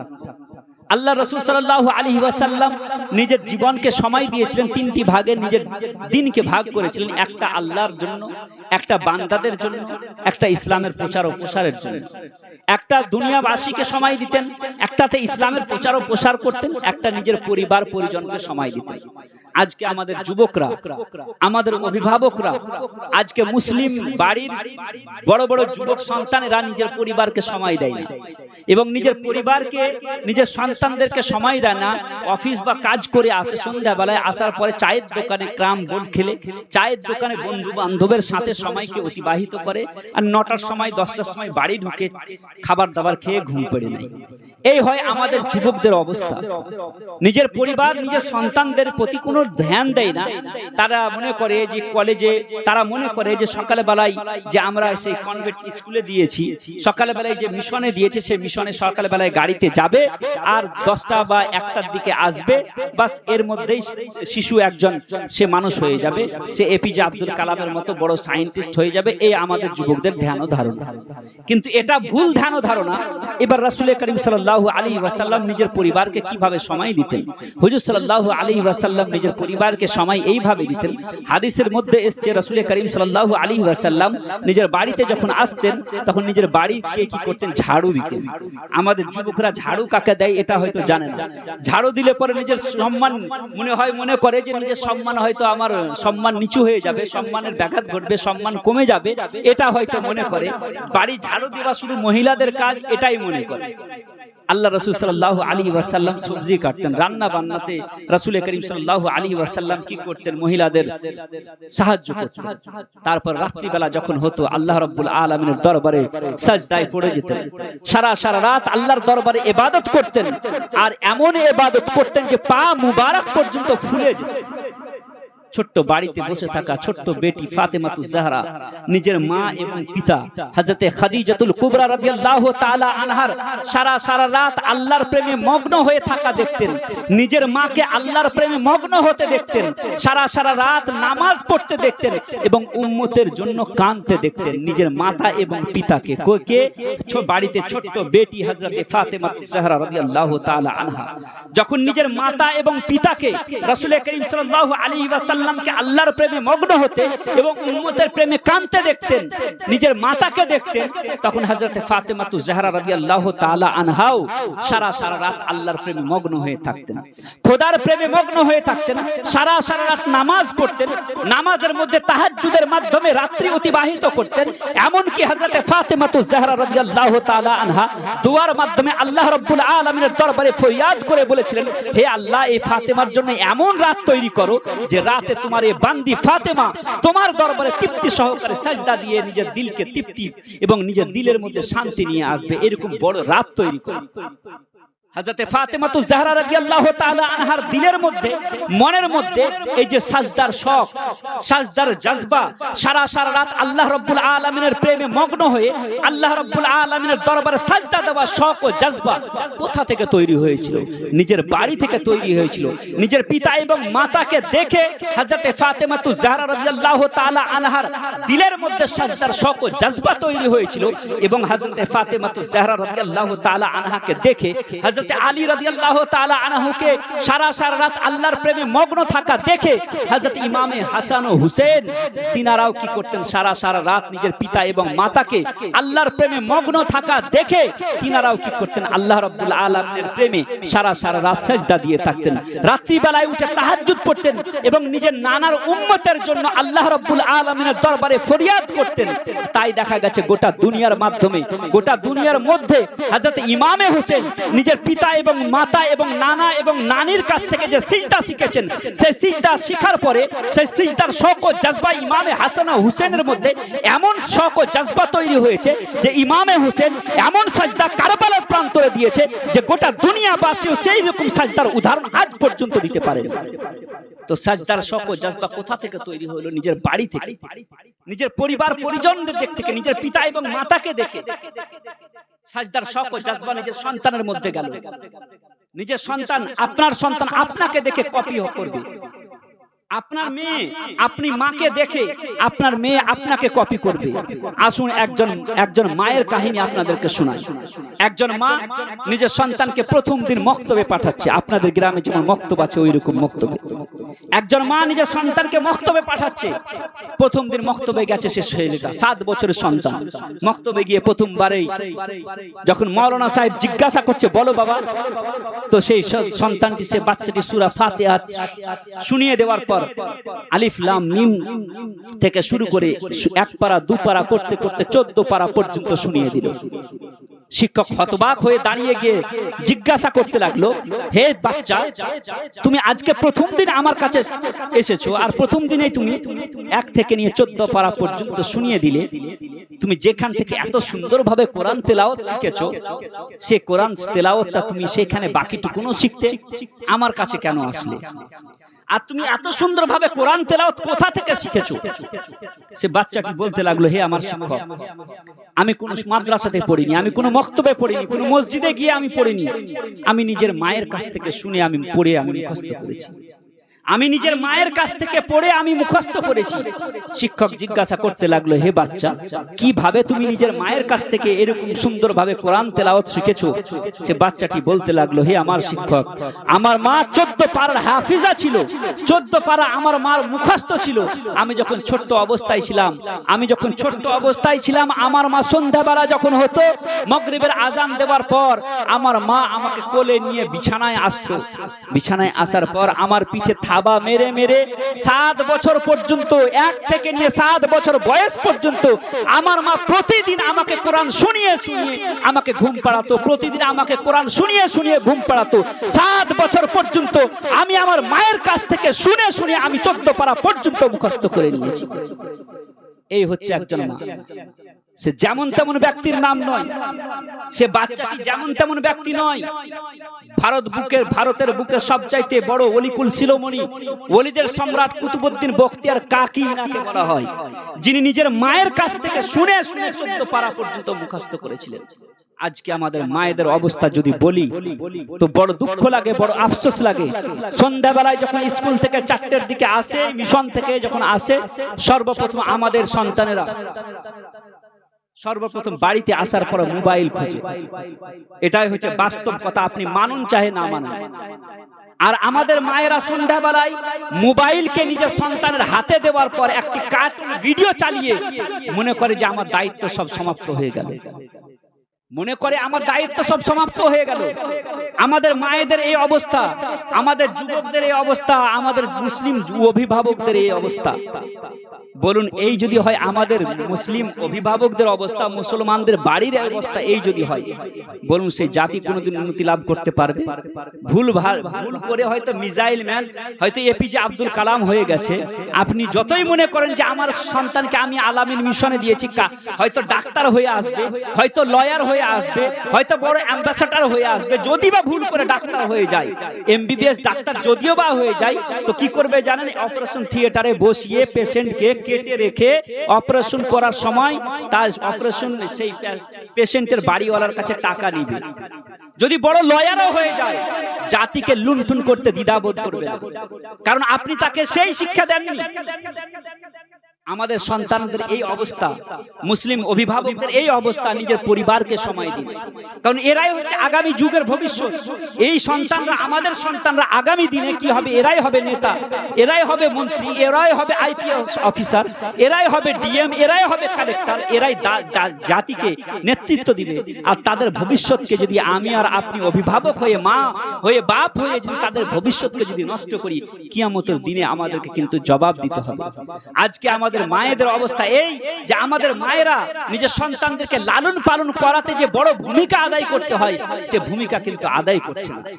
মায়েরা যদি চেষ্টা করে, তাহলে আমরা, নেপোলিয়ন বলেন যে তোমরা আমাদেরকে সঠিক মা দাও, আমি জাতিকে সুন্দর ভবিষ্যৎ দেব। নেপোলিয়ন কোনো মুসলমান ছিল না, তবুও তিনি জানতেন যে একটি মা যদি সুন্দর হয়, একটি মায়ের আখলাক চরিত্র যদি সঠিক হয়, এবং মা যদি নিজের সন্তানকে সঠিকভাবে লালন পালন করে, তাহলে সে জাতি কি হবে? জাতি উজ্জ্বল ভবিষ্যৎ দেখতে পাবে।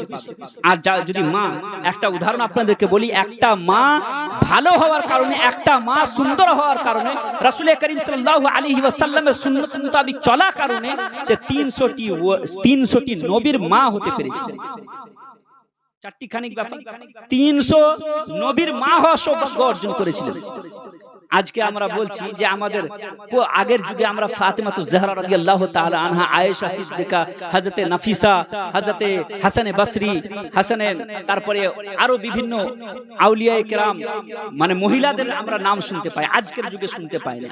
ওলিয়াদের নাম শুনতে পাই, আল্লাহর খোদা বিরু মহিলাদের নাম শুনতে পাওয়া যেত, কিন্তু এখন শুনতে পাওয়া যায় না। আজকের যুগে যদি কেউ 5 ওয়াক্ত নামাজ পড়ে এবং সুন্নতে মুস্তাফার প্রতি পাবন্দি করে চলে, হযরত ফাতেমাতুজ জাহরার নকল করে চলে, ফাতেমাতুজ জাহরার পদঙ্ক অনুসরণ করে চলে, আজকের যুগের মায়েরা যদি কিছু করতে হবে না, যদি শুধু 5 ওয়াক্ত নামাজ পড়ে এরা আর হারাম ও হালাল বেছে খেতে পারে, তাহলে কি হবে? আজকের যুগে হযরত ফাতেমাতুজ জাহরার নকশে কদমে চলে এবং হযরতে আয়েশা সিদ্দিকার সুন্নতের প্রতি চলে, তো আজকের যুগেও এরা, আমরা তো ইমামে হোসেনকে জন্ম দিতে পারবো না, কিন্তু গাউসে আজমের গোলামকে অবশ্যই জন্ম দিতে পারবো।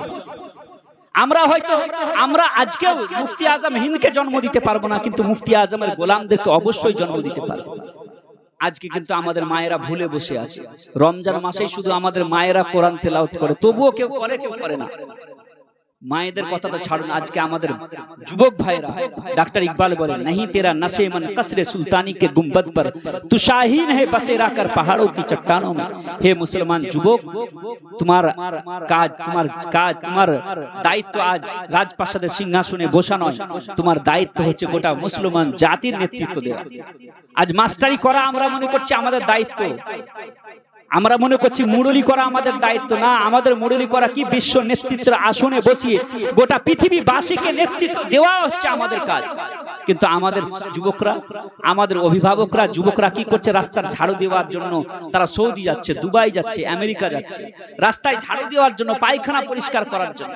যে জাতির কাজ ছিল, যে যুবকদের কাজ ছিল গোটা পৃথিবীকে নেতৃত্ব দেওয়া, গোটা মুসলমানকে নেতৃত্ব দেওয়া, গোটা মুসলমান সমাজকে সঠিক পথ দেখা, সে যুবকরা আজ কি করছে? রাস্তার ঝাড়ু দেওয়ার জন্য যাচ্ছে সৌদি, দুবাই, কাতার।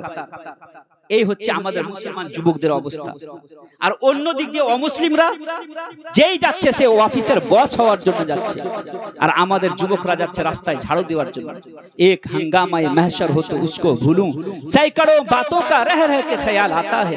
মুসলমান জাতির যদি একটি সমস্যা হয়, তো সে সমস্যার সমাধান করা হয়। এখানে হাজারো সমস্যা, কোন কোন সমস্যার কথা বলবো? মুআজ্জাজ সামিন ইকরাম, পবিত্র রমজান মাস আমরা পেয়েছি। এই রমজান মাস আল্লাহ রাব্বুল আলামিন বলছেন কুতিবা আলাইকুমুস সিয়াম, তোমাদের প্রতি আল্লাহ রাব্বুল আলামিন রোজাকে ফরজ করেছেন, যেমন তোমাদের পূর্ববর্তী উম্মতদের প্রতি ফরজ করা হয়েছিল, যেন তোমরা তাকওয়া অর্জন করতে পারো, যেন তোমরা কি করতে পারো, আল্লাহ খোদা ভীরুতা তোমাদের দিলের মধ্যে আসে, পরহেজগারিতা তোমাদের দিলের মধ্যে আসে। পরহেজগারিতা আছে, রোজা থাকছি অথচ পরহেজগারিতা আসে না, তাহলে আল্লাহর কোরআন ভুল হয়ে যাবে। আমরা রোজা থাকি, সারা মাস রোজা থাকি, কিন্তু পরহেজগারিতা আমাদের মধ্যে আসে না। আপনি দেখে নিন, আমরা বছরের পর বছর আমরা রোজা থাকি, কিন্তু আল্লাহ রাব্বুল আলামিন বলছেন তোমরা রোজা থাকো, তাহলে পরহেজগারিতা তোমাদের মধ্যে আসবে, কিন্তু পরহেজগারিতা আসে না। খোদা ভীরুতা আমাদের দিলের মধ্যে আসে না, কারণটা খোদা ভীরুতা যে আমাদের দিলের মধ্যে আসছে না, এর কারণটা হচ্ছে এই যে আল্লাহ রাব্বুল আলামিন যেইভাবে আমাদেরকে রোজা থাকতে বলেছেন সেইভাবে আমরা রোজা থাকি না। যদি আমরা সেইভাবে রোজা থাকি তাহলে খোদা ভীরুতা আমাদের দিলের মধ্যে আসবে। আল্লাহ রাব্বুল আলামিন বলছেন রোজা এই জন্যই থাকতে বলেছি তোমাদেরকে, যেন কি লাআল্লাকুম তাত্তাকুন, তোমরা খোদার ভয় তোমাদের দিলের মধ্যে আসে, পরহেজগারিতা তোমাদের মধ্যে আসে। রোজা যেমন চলে যায়, ঈদের নামাজের শেষ, আমাদের মসজিদের মুসল্লিরাও শেষ হয় কি হয় না, আমাদের দেশের মুসল্লিরাও শেষ হয়ে যায়। এই হচ্ছে আমাদের অবস্থা। তাহলে কোরআন ভুল হয়ে যাবে। কোরআন তো বলছে যে তোমরা যদি রমজান মাসে রোজা রাখো, রোজা যে তোমাদের প্রতি ফরজ করা হয়েছে, যেমন তোমাদের পূর্ববর্তী উম্মতদের প্রতি ফরজ ছিল, তো রোজা যদি থাকো তাহলে তোমাদের দিলের মধ্যে পরহেজগারিতা আসবে। তো কই আমাদের দিলের মধ্যে পরহেজগারিতা আসে না, তাহলে জানতে হবে যে কোরআনের মধ্যে ভুল বলা হয়েছে। মাশাআল্লাহ, কোরআন ভুল নয়, বরং আমরা ভুল। আল্লাহ রাব্বুল আলামিন যেইভাবে আমাদেরকে রোজা থাকতে বলেছেন সেইভাবে আমরা রোজা থাকি না। আমরা রোজা থাকি, গুনাহ ছাড়তে পারি না। রোজা থাকি, আমরা 5 ওয়াক্ত নামাজের সঠিকভাবে পাবন্দি করতে পারি না। রোজা থাকি, আমরা হাতের গুনাহ থেকে পবিত্রতা অর্জন করতে পারি না, চোখের গুনাহ থেকে বাঁচতে পারি না, মুখের গুনাহ থেকে বাঁচতে পারি না, পায়ের গুনাহ থেকে বাঁচতে পারি না। তারাবির নামাজ পড়ার পর আমরা বাড়িতে যখন যাই, তখন তারাবির নামাজ পড়ে গিয়ে আমরা মোবাইলের মধ্যে, সোশ্যাল মিডিয়ার মধ্যে রাত্রি অতিবাহিত করি। সারা রাত ভোরের যতক্ষণ পর্যন্ত আজান না দেওয়া হয় ততক্ষণ পর্যন্ত আমাদের যুবকরা কি করে মোবাইলের মধ্যে রাত্রি অতিবাহিত করে উলঙ্গ অর্ধ উলঙ্গ ছবি দেখে এবং নানান রকম ফ্যাশনের মধ্যে জীবন অতিবাহিত করে। আর ফজরের যখন হাইয়া আলাস সালাহ হাইয়া আলাল ফালাহ আসসালাতু খায়রুম মিনান নাম বলে যখন মসজিদের মুয়াজ্জিন যখন আজান দেয়, তখন আমাদের যুবকরা ভোরের ভাত খেয়ে সেহরি খাওয়ার পর বালিশের তলে নিজের মোবাইলকে রেখে দিয়ে ঘুম পাড়ে। আর 10টার সময় কি করেন না, মানহুসের মতো উঠে আর মনে করছেন যে আপনারা আমার দিলের মধ্যে পরহেজগারিতা আসবে, কখনো আসবে। এই হচ্ছে আমাদের যুবকদের অবস্থা। রমজানে 1 মাস রোজা রেখে মনে করছে বিশাল বড় কাজ করে দিলাম আমরা। মৌলভী সাহেবের ধারে পাশে বেড়ালাম, মৌলভী সাহেবের সাথে সাথে বেড়ালাম, আর মনে করছে যে একবার গোটা বছরে যত রকম গুনাহ ছিল সব গুনাহ মাফ করে দিলাম। এই নিয়ে দায়িত্ব সমাপ্ত হয়। আল্লাহ রাব্বুল আলামিন এবং আল্লাহ রাব্বুল আলামিনের রাসূল আমাদেরকে যে দায়িত্ব দিয়েছেন, সে দায়িত্ব বড়ই দায়িত্ব। এই দায়িত্ব আমাদেরকে পালন করতে হবে। এটা বড়ই দায়িত্ব আল্লাহ রাসূল সাল্লাল্লাহু আলাইহি ওয়াসাল্লাম আমাদেরকে দিয়েছেন। যুবকদের প্রতি তো বেশি দায়িত্ব আল্লাহ রাব্বুল আলামিন দিয়েছেন। আমরা যুবকরা মনে করছি যে আল্লাহ রাব্বুল আলামিন আমাদেরকে, আমাদের বাপ মা হয়তো ঘুমিয়ে গেছেন, আল্লাহ রাব্বুল আলামিন হয়তো দেখতে পাচ্ছেন না। আপনি চিন্তা করুন, ওই রকম দয়ালু আল্লাহকে আমরা পেয়েছি যে আল্লাহ রাব্বুল আলামিন আমাদের বয়স কম হওয়ার কারণে রমজানের মতো একটি মাস দিলেন, যেন বেশি বেশি ইবাদত করে আল্লাহ রাব্বুল আলামিনের দরবারে নিজেকে ক্ষমা করিয়ে নিতে পারি, নিজের যত গুনাহ আছে সে গুনাহ থেকে গুনাহ মুক্ত হয়ে যেতে পারি। এবং রমজানের মধ্যে আল্লাহ রাব্বুল আলামিন এমন একটি রাত দিলেন যে রাত 1000 মাসের চাইতে উত্তম, যেন সে 1000 মাসের চাইতে উত্তম রাতে ইবাদত করে নিজের গুনাহ খাতাকে সবকে আল্লাহ রাব্বুল আলামিনের দরবারে ক্ষমা করে নিয়ে পাক ও সাফ হয়ে আল্লাহ রাব্বুল আলামিনের দরবারে যেতে পারি। এইরকম আল্লাহ রাব্বুল আলামিনকে আমরা পেয়েছি যে দয়ালু আল্লাহ আমাদেরকে 70 মায়ের চাইতে বেশি ভালোবাসেন। একটা কথা বলা হয়েছে যে একজন মায়ের ভালোবাসাকে যদি গোটা পৃথিবীর বুকে যদি ছড়ানো হয়, তো সে গোটা পৃথিবীর বুকে ছড়িয়েও মায়ের ভালোবাসা কম হবে না। আল্লাহ রাব্বুল আলামিন ওইরকম 70 মায়ের চাইতে বেশি আমাদেরকে ভালোবাসেন। ওইরকম দয়ালু আল্লাহ পেয়ে আমরা যদি সেই আল্লাহকে ভুলে গিয়ে আধুনিকতার মধ্যে নিজের গা ভাসিয়ে বেড়াই আর আধুনিকতার মধ্যে নিজের সফলতাকে খুঁজে বেড়াই, বলুন আল্লাহ রাব্বুল আলামিনের দরবার থেকে রহমত নাজিল হবে না আল্লাহর গজব নাজিল হবে? আল্লাহ রাব্বুল আলামিনের গজব নাজিল হবে আমাদের উপরে। শুধু বেঁচে যাচ্ছি একটাই কারণ, আমরা শেষ নবীর উম্মত, রহমতের নবীর উম্মত। আর আমরা রহমতের নবীর শেষ নবীর উম্মত হওয়ার কারণে আমরা দুনিয়াতে বেঁচে যাচ্ছি। না হলে আমাদের যে আমল, আমাদের যে কর্মকাণ্ড, আমাদের যে কাজ, সেটা দেখার পর আল্লাহ রাব্বুল আলামিন আসমান থেকে আযাব নাজিল করে আমাদেরকে ধ্বংস করে দিতেন এবং আমাদের চাইতে উত্তম উম্মতকে আল্লাহ রাব্বুল আলামিন উত্তম বান্দাকে নিয়ে এসে পেশ করতেন। কিন্তু আমরা বেঁচে যাচ্ছি একটাই কারণে, যে আমরা শেষ নবীর উম্মত। আমরা শেষ নবীর উম্মত হওয়ার কারণে যে আমরা বেঁচে যাচ্ছি। না হলে আমাদের যে কাজ সকাল থেকে সন্ধ্যা পর্যন্ত, আমাদের যে আমল, আমরা যে গুনাহের উপরে গুনাহ করে যাই। একজন যুবককে যদি আপনি জিজ্ঞাসা করেন সকাল থেকে সন্ধ্যা পর্যন্ত সারা দিন সারা রাত গুনাহের উপরে গুনাহ করে তারা মনে করছে যে আল্লাহ রাব্বুল আলামিন কিয়ামতের দিনে আমাদেরকে বকশে দিবেন, এটা ভুল ধারণা। এটা ভুল ধারণা হবে। আল্লাহ রাব্বুল আলামিন বলেন আতাইবু মিনাজ যামবি কামাল্লা যামবালা, গুনাহ থেকে তওবা করা ব্যক্তি এমনই যেমন সে কোনোদিন গুনাহই করেনি। আমরা রমজানের মাসে রোজা পেলাম, আর রোজা পাওয়ার পর নিজের গুনাহকে যদি মাফ না করাতে পারি, আজকের যুবকদের জন্য বড়ই এবং মানুষের জন্য বড়ই দুঃখের বিষয় যে আমরা গুনাহকে মাফ করাতে পারলাম। 70 বছর 60 বছর বয়স পেয়ে নিলাম, আর সে যে সন্তানের জন্য হারাম কাজ করলাম, নামাজ ছাড়লাম, রোজা ছাড়লাম এবং বললাম যে অফিসের কাজের জন্য নামাজ পড়তে পারছি না, সে সন্তানই একদিন আমাদের মুখের দিকে তাকাবে না। কিয়ামতের দিনে আপনারও আমার সন্তান কি করবে না, আমাদের দিকে মুখের দিকে তাকাবে না, নিজের গুনাহ নিয়ে নিজের আমলনামা নিয়ে ব্যস্ত থাকবে। মুআজ্জাজ সামিনে কেরাম, তো এইরকম অবস্থায় আমাদেরকে কি কাজ করতে হবে? আমাদেরকে আল্লাহ রাব্বুল আলামিনের দরবারের দিকে ফিরে আসতে হবে। ফাফিরু ইলাল্লাহ, আল্লাহ রাব্বুল আলামিন বলছেন যে তোমরা আল্লাহ রাব্বুল আলামিনের দরবারের দিকে ফিরে আসো। আল্লাহ সকাল সন্ধ্যা আমাদেরকে ডাক দিয়ে বলছেন, বান্দা সকালে গুনাহ করেছো, রাত্রিবেলায় বা রাত্রিবেলায় গুনাহ করেছো, সকালবেলায় আমি দয়ালু আল্লাহ তোমার গুনাহকে ক্ষমা করার জন্য আমি প্রস্তুত আছি। আসো আমার দরবারে এসে একবার গুনাহ থেকে তওবা করো, আমি দয়ালু আল্লাহ তোমার গুনাহকে ক্ষমা করার জন্য আমি প্রস্তুত হয়ে আছি। আজ আমরা আল্লাহ রাব্বুল আলামিনের দরবারকে ভুলে গেলাম, আর আমরা মনে করছি আমাদের উপরে রহমত বর্ষণ হবে। কখনো না। আল্লাহ রাব্বুল আলামিনের রাসূল বলেন, যখন আল্লাহ এবং তার রাসূলের দরবার থেকে তোমরা বিমুখ হয়ে যাবে, তখন তোমাদের মাথার উপরে আমি জালিম শাসককে নিয়োগ করব। আমাদের মাথার উপরে যে জালিম শাসককে নিয়োগ করা হয়েছে, এর কারণও হচ্ছে একটাই, যে আমরা আল্লাহ এবং তার রাসূলকে ভুলে যাবার কারণে গোটা দুনিয়াতে আজ আমরা লাঞ্ছিত, অপমানিত, পদদলিত।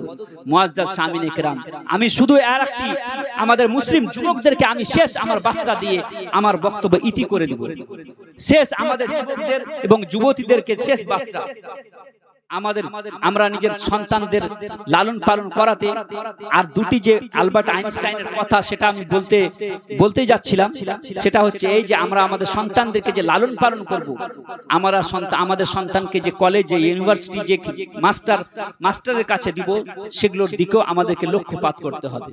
যদি আমরা লক্ষ্য না করি, তাহলে দেখা যাবে যে আমাদের সন্তানকে যে টিউশন মাস্টারের কাছে দিয়েছি, যে কলেজে, ইউনিভার্সিটি দিয়েছি, সেখানে দেখা যাবে যে আমাদের সন্তানদেরকে সে ইসলামকে ছাড়িয়ে নাস্তিকতার জ্ঞান হয়তো দেওয়া হচ্ছে না, এটার দিকেও আমাদেরকে লক্ষ্য করতে হবে। আমাদের সন্তান এবং সন্ততি কার সাথে উঠছে, কার সাথে বসছে, কার সাথে কলেজ যাচ্ছে, কার সাথে ইউনিভার্সিটি যাচ্ছে, সেটার দিকেও আমাদেরকে লক্ষ্য করতে হবে। আমাদের সন্তানদের হাতে যে আমরা মোবাইল দিয়ে দিয়েছি, মোবাইল নেওয়ার পর সে সন্তান আমার রাত্রিবেলায় জুয়া তো খেলছে না, কলেজে, ইউনিভার্সিটিতে এবং বিভিন্ন কলকাতা বা আলামিন মিশনে পড়তে তো দিয়েছি, সেখানে মোবাইল চালাচ্ছে সোশ্যাল মিডিয়াতে, এবং নানান রকম সোশ্যাল মিডিয়াতে এসে নানান রকম অ্যাপসে গিয়ে জুয়াতে নিজের পিতার পরিশ্রমের পয়সাকে নষ্ট তো করছে না। আজকে জুয়ার ঘরে বসে বসে, লেপের তলে শুয়ে আজ ঘরে বসে বসে জুয়া খেলা হচ্ছে, পৃথিবীবাসী কেউ জানতে পারে না। আজকে যুবকরা, আজকে আমাদের স্টুডেন্টসরা, যে সন্তানদেরকে লালন পালন করার জন্য আজকে আমাদের অভিভাবকরা, মুসলিম অভিভাবকরা যাদের যে সন্তানদেরকে লালন পালন করে তাদের ভবিষ্যৎকে উজ্জ্বল করার জন্য সারা বছরে, সারা মাসের পরিশ্রমের পারিশ্রমিক নিজের সন্তানের উজ্জ্বল ভবিষ্যৎ করার জন্য টাকা পয়সা মানি অর্ডার করে পাঠাচ্ছে, অ্যাকাউন্টে মেরে দিয়ে তাদের ভবিষ্যৎকে উজ্জ্বল করার চেষ্টা করছে। সে সন্তান রাত্রিবেলায় জুয়ার মাধ্যমে নিজের পিতার সে পরিশ্রমের পয়সাকে জুয়ার মাধ্যমে হারছে, নিজের পিতার পয়সাকে অনলাইনে জুয়া এবং লুডো এবং জুপি এবং নানান রকম অ্যাপসে নিজের পিতার পয়সাকে হেরে যাচ্ছে। আসুন একটি হাদিস শোনাই। একজন যুবক রাসূলের দরবারে এসে নালিশ করছে, ইয়া রাসূলুল্লাহ সাল্লাল্লাহু আলাইহি ওয়াসাল্লাম, আমি দুই হাতে ইনকাম করি আর আমার পিতা সেই ইনকামকে কি করে দেয়, ক্ষয় করে দেয়, খরচা করে দেয়। রাসূলের দরবারে একজন পিতা, একজন সন্তান নিজের পিতার বিরুদ্ধে নালিশ করতে এসেছে যে ইয়া রাসূলুল্লাহ সাল্লাল্লাহু আলাইহি ওয়াসাল্লাম, আমি ইনকাম করি আর আমার সন্তান, আমার পিতা আমার সেই ইনকামের পয়সাকে খরচ করে দেয়। রাসূল করিম সাল্লাল্লাহু আলাইহি ওয়াসাল্লাম সেই যুবকের পিতাকে ডেকে পাঠালেন। রাসূল করিম সাল্লাল্লাহু আলাইহি ওয়াসাল্লাম এক সাহাবাকে দিয়ে যখন ডেকে পাঠালেন, সাহাবা সেই ব্যক্তির কাছে গিয়ে বললেন যে হে নবীর সাহাবা, তোমাকে নবী ডেকে পাঠিয়েছেন। সে সাহাবী জিজ্ঞাসা করতে লাগলো, সে পিতা জিজ্ঞাসা করতে লাগলো, এইরকম অটাইমে আমাকে রাসূল করিম সাল্লাল্লাহু আলাইহি ওয়াসাল্লাম ডেকে পাঠিয়েছেন, কারণটা কি? সেখানে কি কেউ আছে? তো সেই সাহাবী বলতে লাগলো, সেখানে তোমার সন্তান বসে আছে, যার কারণে রাসূল করিম সাল্লাল্লাহু আলাইহি ওয়াসাল্লাম তোমাকে ডেকে পাঠিয়েছেন। সেই পিতা জানতে পারলো যে কিসের জন্য আমাকে রাসূল করিম সাল্লাল্লাহু আলাইহি ওয়াসাল্লাম ডেকে পাঠিয়েছেন। সেই পিতা বাড়ি থেকে বের হওয়া মাত্রই নিজের দিলে দিলে মনে মনে কি করতে লাগলো, কবিতা আবৃত্তি করতে লাগলো। তিরমিজি শরীফের হাদিসের মাধ্যমে এসেছে, যদি কেউ সেটাকে সঠিকভাবে মানুষের সম্মুখে উপস্থাপন করে তাহলে কোনো মানুষ না কেঁদে থামতে পারবে না। এমনকি রাসূল করিম সাল্লাল্লাহু আলাইহি ওয়াসাল্লাম সে পিতার দুঃখ দেখে কান্না করেছেন। রাসূল করিম সাল্লাল্লাহু আলাইহি ওয়াসাল্লামের দরবারে আসার পূর্বে সেই পিতা নিজের দিলের মধ্যে মনে মনে কি করতে লাগলো, কবিতা তৈরি করতে করতে সে রাসূলের দরবারের দিকে আগমন, রাসূলের দরবারের দিকে আসতে লাগলো। আস্তে আস্তে রাসূলের দরবারে যেমনই আসা, আল্লাহ রাব্বুল আলামিন জিবরিলের মারফতে বলে পাঠালেন যে হে রাসূল, সেই ব্যক্তি যে ব্যক্তি সেই পিতার মনের কথাটা আগে জিজ্ঞাসা করুন, যে মনের কথা সে জবানেও উচ্চারণ করেনি, শুধু দিলের মধ্যে যে কবিতা আছে আবৃত্তি করেছে, বাড়ি থেকে বের হওয়ার পরে পরে নিজের মনে মনে যে কবিতা বানিয়েছে সে কবিতাটি আপনি শুনুন। রাসূল করিম সাল্লাল্লাহু আলাইহি ওয়াসাল্লাম সেই পিতার আসা মাত্রই তাকে বলতে লাগলো, হে আমার সাহাবী, তুমি বাড়ি থেকে যখন বের হয়েছিলে এবং বের হওয়ার পরে পরে তুমি মনে মনে যে কবিতা বানিয়েছিলে সে কবিতাটি আমাকে পড়ে শোনাও। রাসূল করিম সাল্লাল্লাহু আলাইহি ওয়াসাল্লামের সম্মুখে দাঁড়িয়ে দাঁড়িয়ে সে সাহাবী বলতে লাগলো, ইয়া রাসূলুল্লাহ সাল্লাল্লাহু আলাইহি ওয়াসাল্লাম, আপনি মনের কথাও পড়তে পারেন, মনের কথা জানতে পারেন, আমি তো মুখে উচ্চারণ করিনি, শুধু মনের দিলের মধ্যে আমি দিলে দিলে সে কবিতাটি বানিয়েছি। রাসূল করিম সাল্লাল্লাহু আলাইহি ওয়াসাল্লাম দরবারে সে পিতা বলতে লাগলো যে আমি কবিতার মাধ্যমে এই কথা বলছিলাম, আমি কবিতা এইভাবে আবৃত্তি করছিলাম যে হে আমার সন্তান, আমি একদিন একাই ছিলাম আর মনে মনে ভাবছিলাম যে আমি দুইজন কখন হব, আমি দুইজন হয়ে গেলাম। তোমার মায়ের সাথে আমার বিবাহ হলো, তোমার মায়ের সাথে বিবাহ হওয়ার পর আমি ভাবলাম যে আমার সন্তান কবে হবে, আমার সন্তান কবে হবে, আমরা দুইজন আছি, তিনজন কবে হবে, আমি এই কথা মনে মনে ভাবছিলাম। আজকে পুরুষ জাতির আজকে শুধু জালসা জুলুসে শুধু মা বোনদের ফজিলত বলা হয় না, মায়ের পায়ের নিচে জান্নাত বলা হয় না, অবশ্যই মায়ের পায়ের নিচে জান্নাত, এটা রাসূল করিম সাল্লাল্লাহু আলাইহি ওয়াসাল্লামের হাদিস। মায়ের পায়ের নিচে জান্নাত, আরে মায়ের পায়ের নিচে জান্নাত অবশ্যই, কিন্তু বাপও হচ্ছে কি জান্নাতের দরজার মধ্যে একটি দরজা, পিতাও হচ্ছে কি জান্নাতের দরজার মধ্যে একটি দরজার নাম হচ্ছে পিতা। পিতাকেও রাজি করতে হবে, মাতাকেও রাজি করতে হবে। কিন্তু আজকে পুরুষ জাতির দুঃখ শুধু পুরুষেরা বুঝে, পুরুষ ছাড়া অন্য কেউ বুঝে না। আজকে পুরুষ জাতির দুঃখ শুধু পুরুষ জাতিরাই বুঝে, পুরুষ জাতির দুঃখ নিয়ে কেউ কথা বলে না, এটা বাস্তব কথা বলছি। সারা দিনের পরিশ্রমের পারিশ্রমিক বিনা দ্বিধায় নিজের স্ত্রীর হাতে তুলে দেওয়ার নাম হচ্ছে পুরুষ। সারাদিন কষ্ট করে নিজের ঘামকে পানি করে নিজের সন্তানের জন্য যে জীবনকে উৎসর্গ করে দেয়, সে জাতির নাম হচ্ছে পুরুষ। সে জাতির কথা আজকে কেউ বলে না। রাসূলের দরবারে এসে সে পুরুষ, সে সাহাবী বলতে লাগলেন, ইয়া রাসূলুল্লাহ, আমি মনে মনে এই কথা বলছিলাম যে হে আমার সন্তান, আমি মনে মনে ভাবছিলাম যে আমরা তিনজন কবে হব। যেদিন তিনজন হয়ে গেলাম, যেদিন তুমি জন্মগ্রহণ করলে, সেদিন আমাদের জন্য আমি নিজের জন্য বাঁচাকে ত্যাগ করে দিয়ে শুধু তোমার জন্য বাঁচতে শুরু করে দিলাম। হে আমার সন্তান, আজকে তুমি রাসূলের দরবারে তুমি নালিশ করেছো, রাহমাতুল লিল আলামিন নবী মুস্তাফা সাল্লাল্লাহু আলাইহি ওয়াসাল্লামের দরবারে এসে তুমি নালিশ করেছো, এক পুরো বয়স্ক পিতার বিরুদ্ধে তুমি নালিশ করেছো। আমি তো সেই তুমি যেদিন জন্মগ্রহণ করেছিলে সেদিন তো আমি নিজের জন্য বাঁচাকে আমি ত্যাগ করে দিয়ে তোমার জন্য বাঁচতে শুরু করেছিলাম। আমি সারা জীবন তোমার জন্য বাঁচছিলাম। যেদিন তুমি অসুস্থ পড়েছিলে, হে আমার সন্তান, আজকে তুমি রাসূলের দরবারে নালিশ করেছো আমার বিরুদ্ধে, নিজের পিতার বিরুদ্ধে নবীর দরবারে তুমি নালিশ করেছো। তুমি একদিন অসুস্থ পড়েছিলে, তোমার মাথার সম্মুখে দাঁড়িয়ে দাঁড়িয়ে আমি সারা রাত অতিবাহিত করেছিলাম। তুমি যখন জ্বরে কাঁপছিলে তখন আমি কি করেছিলাম, একটি ভিজা কাপড়কে রেখে তোমার মাথা মাথার উপরে রেখে আমি সারা রাত তোমার মাথার কাছে দাঁড়িয়েছিলাম। হে আমার সন্তান, আজকে তুমি রাসূলের দরবারে আমার বিরুদ্ধে নালিশ করেছো। আমি জানতাম যে মওত যদি আসে তো আসবেই, মওত যদি আসে তো কেউ বাধা দিতে পারবে না, কেউ বাঁচতে পারবে না। তবু আমি তোমার বাঁচার জন্য আমি মনে করছিলাম যে আমার জীবনের যত আয়ু আছে, হে আল্লাহ তুমি আমার সন্তানকে দিয়ে দাও, আমার সন্তানের পরিবর্তে আমাকে তুমি নিয়ে নাও। এইভাবে আমি আল্লাহ রাব্বুল আলামিনের দরবারে কান্নাকাটি করছিলাম। আজকে তুমি জওয়ান হলে, আজকে তুমি বট গাছের মতো তোমার কোমর শক্ত হয়ে গেল। আজ আমি কি হয়ে গেলাম, বয়স্ক মানুষ হয়ে আমার কোমরটা ঝুঁকে গেল। আজ আমি দুর্বল হয়ে গেলাম, আর আমার শরীরে যত শক্তি তোমার ভিতরে প্রবেশ করে গেল, আর আমি দুর্বল হয়ে পড়ে গেলাম। আজকে যখন আমি দুর্বল হয়ে গেলাম, তখন তুমি আমার উঠতে বসতে সকাল সন্ধ্যা তুমি আমার দোষ খুঁজে বেড়াও। আমি তোমার পয়সা নিয়ে তো তুমি রাসূলের দরবারে এসে শিকায়েত করো। আজ তুমি আমার সকাল সন্ধ্যা দোষ খুঁজো। তুমি একজন আমাকে পিতা না মনে করে তুমি আমাকে পাড়া প্রতিবেশীর একজন মানুষ মনে করতে পারতে। হে আমার সন্তান, রাসূলের দরবারে তুমি আজকে নালিশ করার পূর্বে তুমি আমাকে নিজের সঠিক সত্যবাদী প্রতিবেশী মনে করতে পারতে, বয়স্ক একজন মুসলিম ভাই মনে করতে পারতে। তো রাসূলের দরবারে তুমি আজ শিকায়েত করতে না। রাসূলের দরবারে যখন এই কথা, যখন একজন পিতা নিজের সন্তানের ব্যাপারে নিজের দিলের কথা খুলে বললেন, রাসূল করিম সাল্লাল্লাহু আলাইহি ওয়াসাল্লাম ঝরঝর করে কান্না করতে শুরু করলেন। এবং হাদিস শরীফে এসেছে রাসূল করিম সাল্লাল্লাহু আলাইহি ওয়াসাল্লামের দাড়ি মুবারক ভিজে গেছিল এবং হুজুর সাল্লাল্লাহু আলাইহি ওয়াসাল্লামের বুকের এই অংশ ভিজে গেছিল। এবং ওই সময় রাসূল করিম সাল্লাল্লাহু আলাইহি ওয়াসাল্লাম ওই যুবকের কলার ধরে বলেছিল, হে যুবক, আজকে থেকে আনতা ওয়া মালুক আলি আবিক, আজ থেকে যত রকম তোমার সম্পদ আছে সে সম্পদ তোমার নয়, বরং তোমার পিতার সম্পদ। একজন সন্তানের কাছে যত রকম সম্পদ আছে সে সম্পদ কার? তার নয়, একজন সন্তানের নয়, বরং তার পিতার সম্পদ। রাসূল করিম সাল্লাল্লাহু আলাইহি ওয়াসাল্লাম সেখানে একজন সন্তান, একজন পিতার যে মর্যাদা সেটা বললেন। আজকে আমাদের সন্তান, আমাদের মুসলিম যে ছাত্র ছাত্রীরা আছে, আজকে আমাদের সন্তানেরা কি করছে? আজকে আলামিন মিশনের নামে আজকে বড় বড় স্কুল এবং কলেজে যে পড়ছে, নিজের পিতার পরিশ্রমের সমস্ত টাকা জুয়ার মাধ্যমে হেরে যাচ্ছে। আমরা নিজে খোঁজ নিচ্ছি না। আমাদের সন্তানরা জুপি এবং বিভিন্ন লুডু এবং বিভিন্ন গেমের মাধ্যমে আমাদের যে পরিশ্রম সারা বছরের, আমাদের সারা মাসের পরিশ্রমের টাকা তাদেরকে যে পাঠাচ্ছি তাদের ভবিষ্যৎকে উজ্জ্বল করার জন্য, তারা গেমের মাধ্যমে, লুডুর মাধ্যমে, জুয়ার মাধ্যমে, অনলাইন গেমের মাধ্যমে নিজের পিতার পরিশ্রমের টাকাকে কি করছে? ব্যয় করছে। রেস্টুরেন্টে গিয়ে, তারপরে রাত্রিবেলায় বিয়ার বারে গিয়ে নিজের পিতার কষ্টের পয়সাকে কি করছে? উড়িয়ে দিচ্ছে। বেরাদার মিল্লাত ইসলামিয়া, আমি মুসলিম অভিভাবকদেরকে এই কথা বলে আমার বক্তব্য ইতি করতে চাই যে নিজের সন্তানদের উঠতে বসতে চলতে ফিরতে সবকিছু জিনিসের প্রতি ধ্যান রাখুন, তাদের চলাফেরার প্রতি চোখ রাখুন, তারা কোথায় উঠছে, কোথায় বসছে, তার বন্ধু বান্ধব কারা, এই দিকেও আপনাদেরকে লক্ষ্য রাখতে হবে।